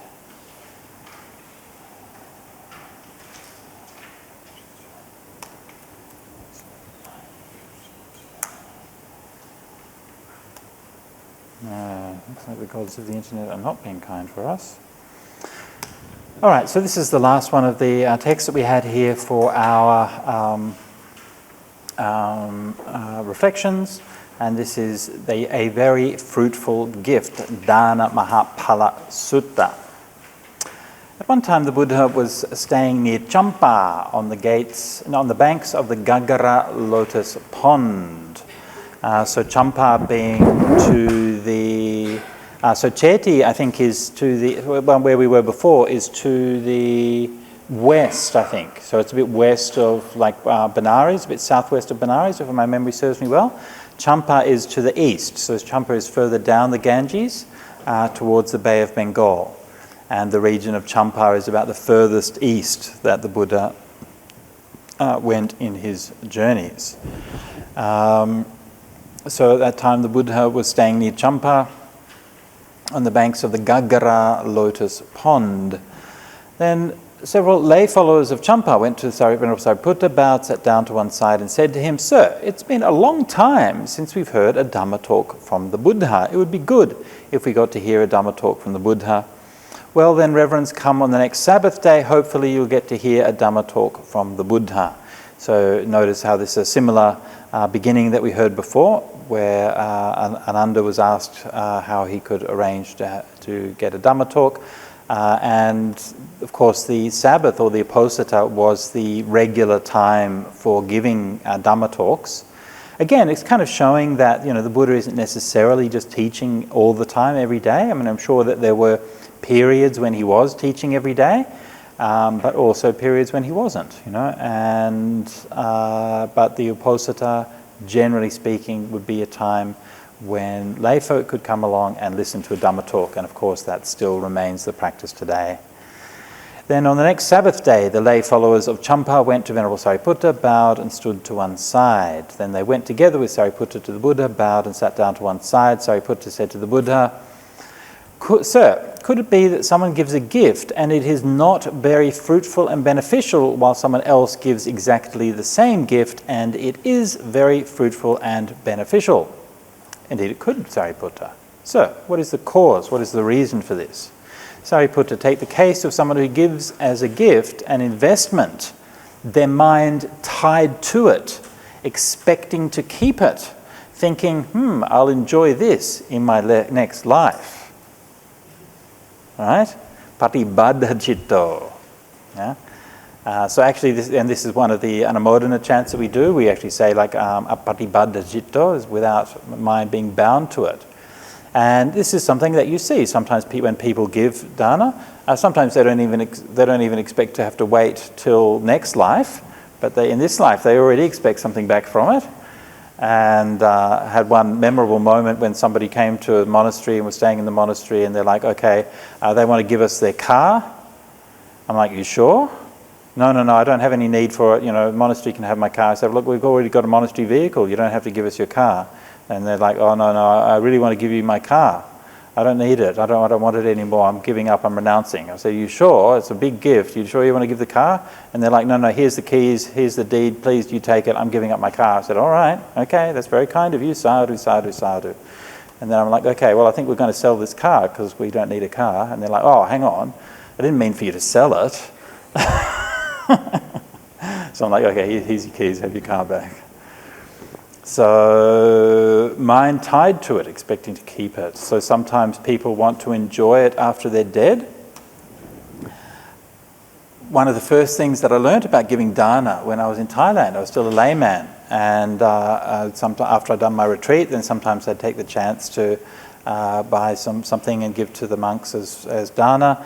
And the advice that I was given at the time was, you should give to the monks whatever it is that you want to eat in heaven.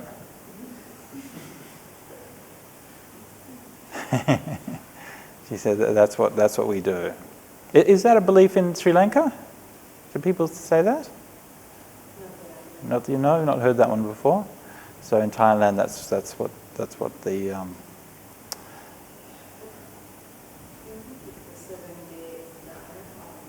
right.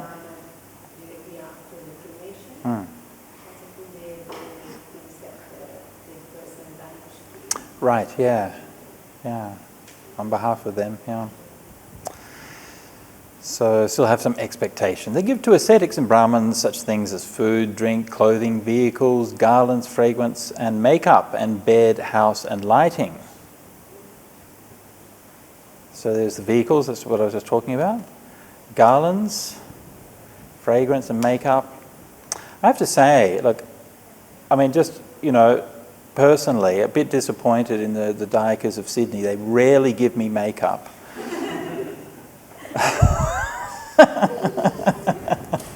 Look, and I know I don't need it, but Still, it's nice, Only kidding. So obviously this is like ascetics and Brahmins, so apparently some of them would take these things. So what do you think, Sariputta? Don't some people give gifts in this way? Yes, sir. Sariputta, someone who gives a gift as an investment when their body breaks up after death is reborn in the company of the gods of the 4 great kings. When that deed, success, fame and sovereignty is spent, they return to this state of existence. So 4 great kings, that's pretty good. It's not bad. 4 great kings are kind of one of the lower heaven realms. But look, it's better than going downstairs, is all I'm saying, right? And when that deed, success, fame and sovereignty is spent, they return to this state of existence. Now take the case of someone who gives a gift not as an investment, the mind not tied to it, not expecting to keep it, and not thinking, but I'll enjoy it in this next life. Rather, they give a gift thinking it's good to give. Sadhu dhananti. Or they give a gift thinking, giving was practiced by my father and my father's father. It would not be right for me to abandon this family tradition. They give a gift thinking, I cook. They don't. It wouldn't be right for me not to give to them. Or they give a gift thinking the ancient Brahman hermits were Attika, Vamaka, Vamadeva, Vesamita, Yamadagi, Angirasa, Bharadvaja, Vaserta, Kassapa and Bhagu. Just as they performed great sacrifices, I will share a gift. They give a gift thinking, when I give this gift, my mind becomes clear and I become happy and joyful.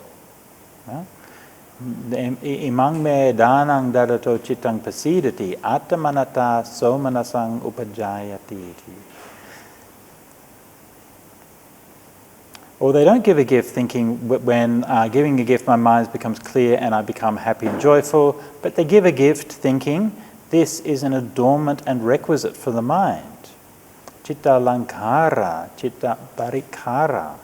They give to ascetics or Brahmins such things as food, drink, clothing, vehicles, garlands, fragrance, makeup, and bed, house, and lighting. What do you think, Sariputta? Some people give gifts in this way? Yes, sir. Sariputta, someone who gives gifts not for any other reason, but thinking this is an adornment and requisite for the mind, when their body breaks up after death, is reborn among the gods of Brahma's host.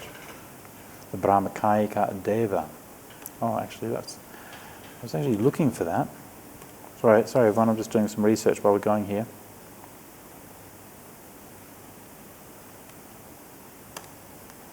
I was looking for this passage before and I couldn't find it, and now it was here all along. When that deed, success, fame and sovereignty is spent, they're a non-returner. They do not return to this state of existence. This is the cause, this is the reason why someone gives a gift and it is not very fruitful and beneficial, while someone else gives exactly the same gift and it is very fruitful and beneficial. So, of course, there are a number of different suttas where the Buddha talks about giving and the different qualities and aspects of giving and generosity. And so here he's focusing mostly on the subjective side of that, and particularly what is it that you're thinking as you are giving. So this is about a way of reflecting and how it is that you're using mind. Now, of course, it should go without saying that the Buddha is not saying that any of these ones are bad, right? The Buddha's not criticizing any of these. That's all right. You want to do that, that's fine. But there are different kind of levels, right? So different kind of levels of consciousness, yeah? And that changes because even though the physical act is the same, but because the mental state of mind is different, then that affects what the outcome of that is. The highest one is, this is an adornment and a requisite for the mind, right? Chitta lankara, chitta parikara. So what this means is that this is, giving gifts is something which is a factor of the Noble Eightfold Path. It's a factor of our spiritual journey. By doing this, we are creating literally the prerequisites for the mind, that is, the prerequisites for the mind to realize samadhi and to realize all of the details of the path. Yeah? And so this is why we're giving. So you're understanding that act of giving within the context of your spiritual path as a whole. And so that's why the result from that one is such a great, has such a great result, because it is within, it's not just that act of giving, but it's that act of giving within the context of the Noble Eightfold Path. Obviously, again, it goes without saying that it doesn't mean that you just give a gift and think this is an adornment and requisite for the mind and then you become a non-returner and go to the Brahma realm, okay? Would that it were so easy, right? But if you're doing it really sincerely, it's because you're understanding that fact as you're giving, because this is in fact part of your practice of the Noble Eightfold Path. Yeah? And so that is the fruit and result of giving in the context of the Noble Eightfold Path. Yeah. But I mean, of course, it doesn't mean that even these thoughts are, of course, not exclusive either, right? I mean, you can give thinking it's an adornment for your mind, but you can also think, oh, it makes me happy. You can also think, oh, it's just good to give. You can also think, oh, well, I'm giving because I have some food and they don't have some food. It's not that these things are necessarily exclusive, but that if we understand the meaning of it, then it's even more powerful.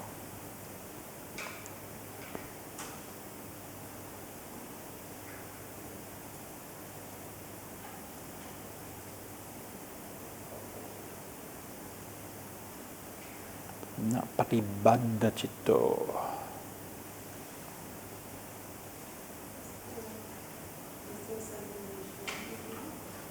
Is there something you shouldn't be giving? Well, if it's for bhikkhus, makeup.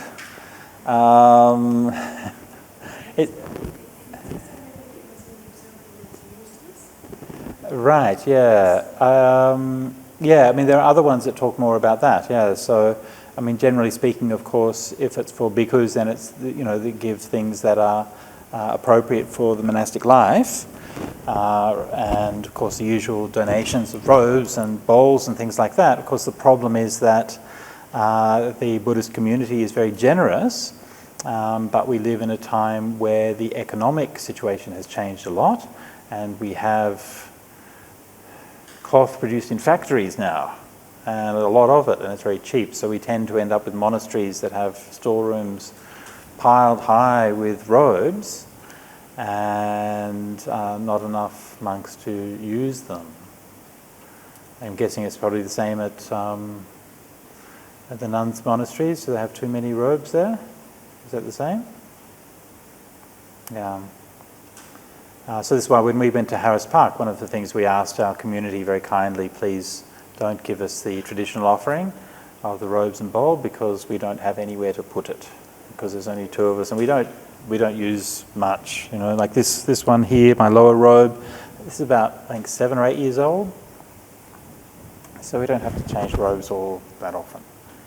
Well, you can see it's got almost no colour left in it. It's almost all gone. Yeah, so, but people are generally very generous. I find people are very generous and very kind. But giving gifts also, it should be done in context. I know, for example, when we went to Bodh Gaya, that, there are a lot of beggars there. And like a lot of kids on the street are asking for money and these kinds of things. And, it's very distressing to see that. And then we went to the Thai monastery and we were talking to the monk there about it, and he said, don't give any money to those kids on the street. He said, actually, they have families and they're supposed to be at school. He said, I know those kids, they're supposed to be in school, but they can make more money by begging on the streets than they can by, getting an education and getting a job. So, using some common sense. And so the recommendation always was to give to reputable charitable organizations who will make sure that what you give goes to the right people and is used properly. Or even, of course, in India you also have the problem that beggars are often managed. So they're often, there's a whole kind of system, and sometimes they'll even mutilate kids or something like that so they get more money. And so you don't really know what the situation is. So this was why, even though it sometimes seems heartless, but if you want to support the kids, the best way is to give to the local school or give to the local hospital or give to somebody who's providing for them, rather than giving directly on the street. Yeah.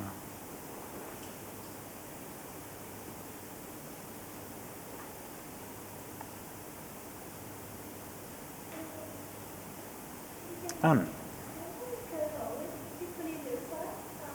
Right. went to this house, and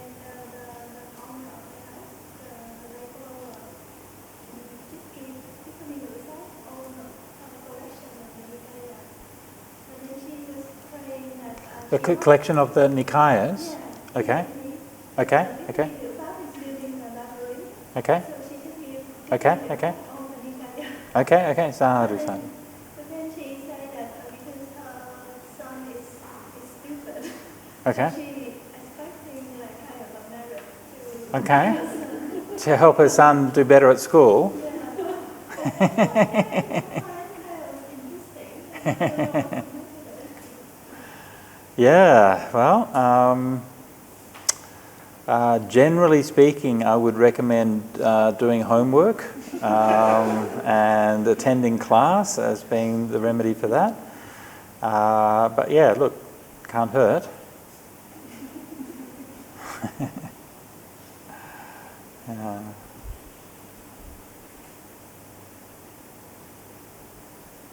Did she actually read them or did she just give them?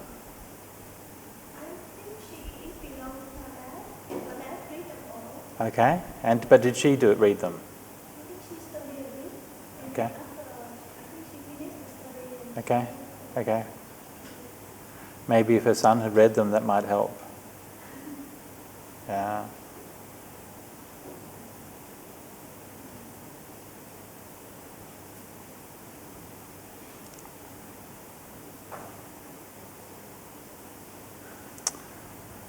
Okay, so we've been through the main readings for the teachings on the reflections. And so good to memorize the first, at least the first one of those, the 5 reflections on I'm subject to birth, I'm subject to sickness, I'm subject to death. And the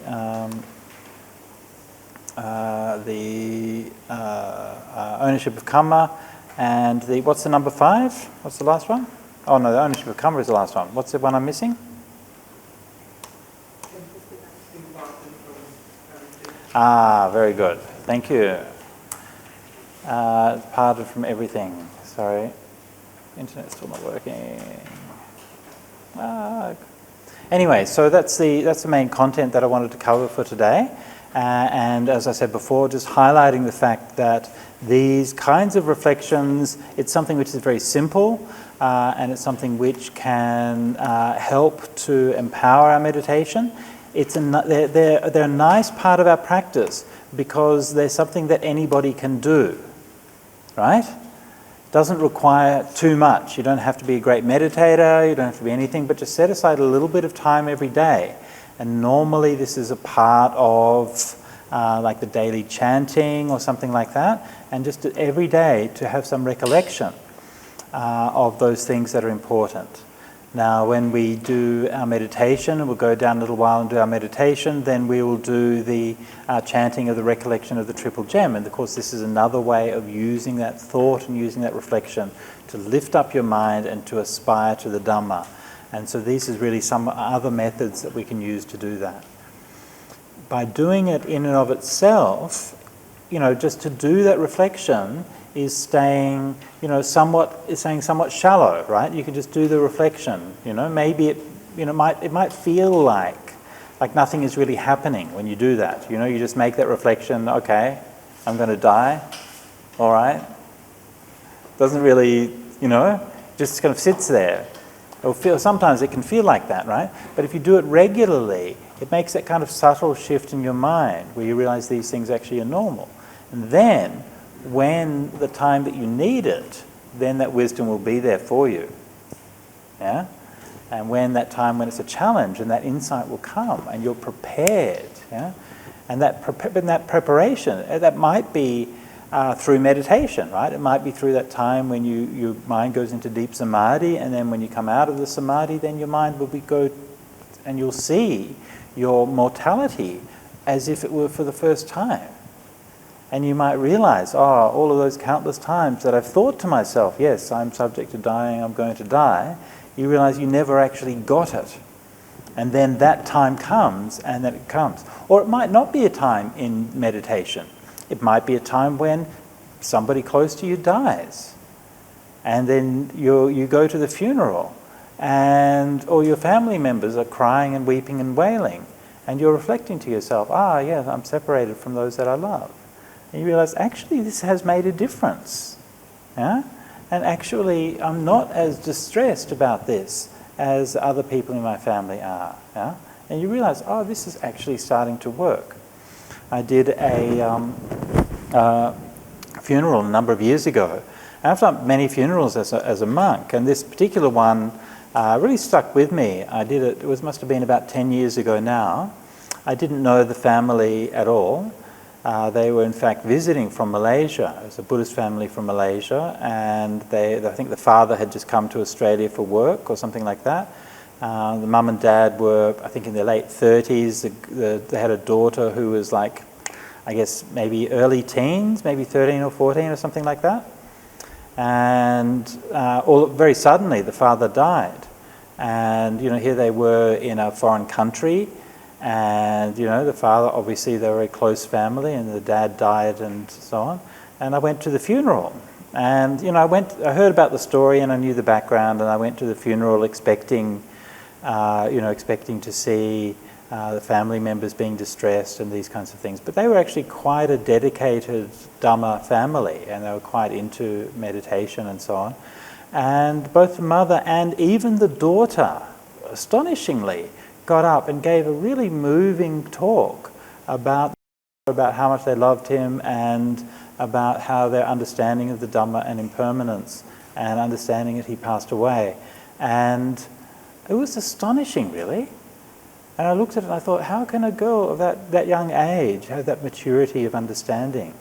And you could see that they were really coping so well with that tragic event, and that their Dhamma practice had genuinely been that support. And that was something that really stuck with me, because it's so easy to just sort of think that these things are just words, that they're just ideas, and it's only when we're really faced with those tragedies that they really come home and that they really matter. Never think that your time spent doing these reflections is wasted. Yeah? Little bit by little bit, we're inclining our mind to the Dhamma, and when we need it, the Dhamma will be there for us.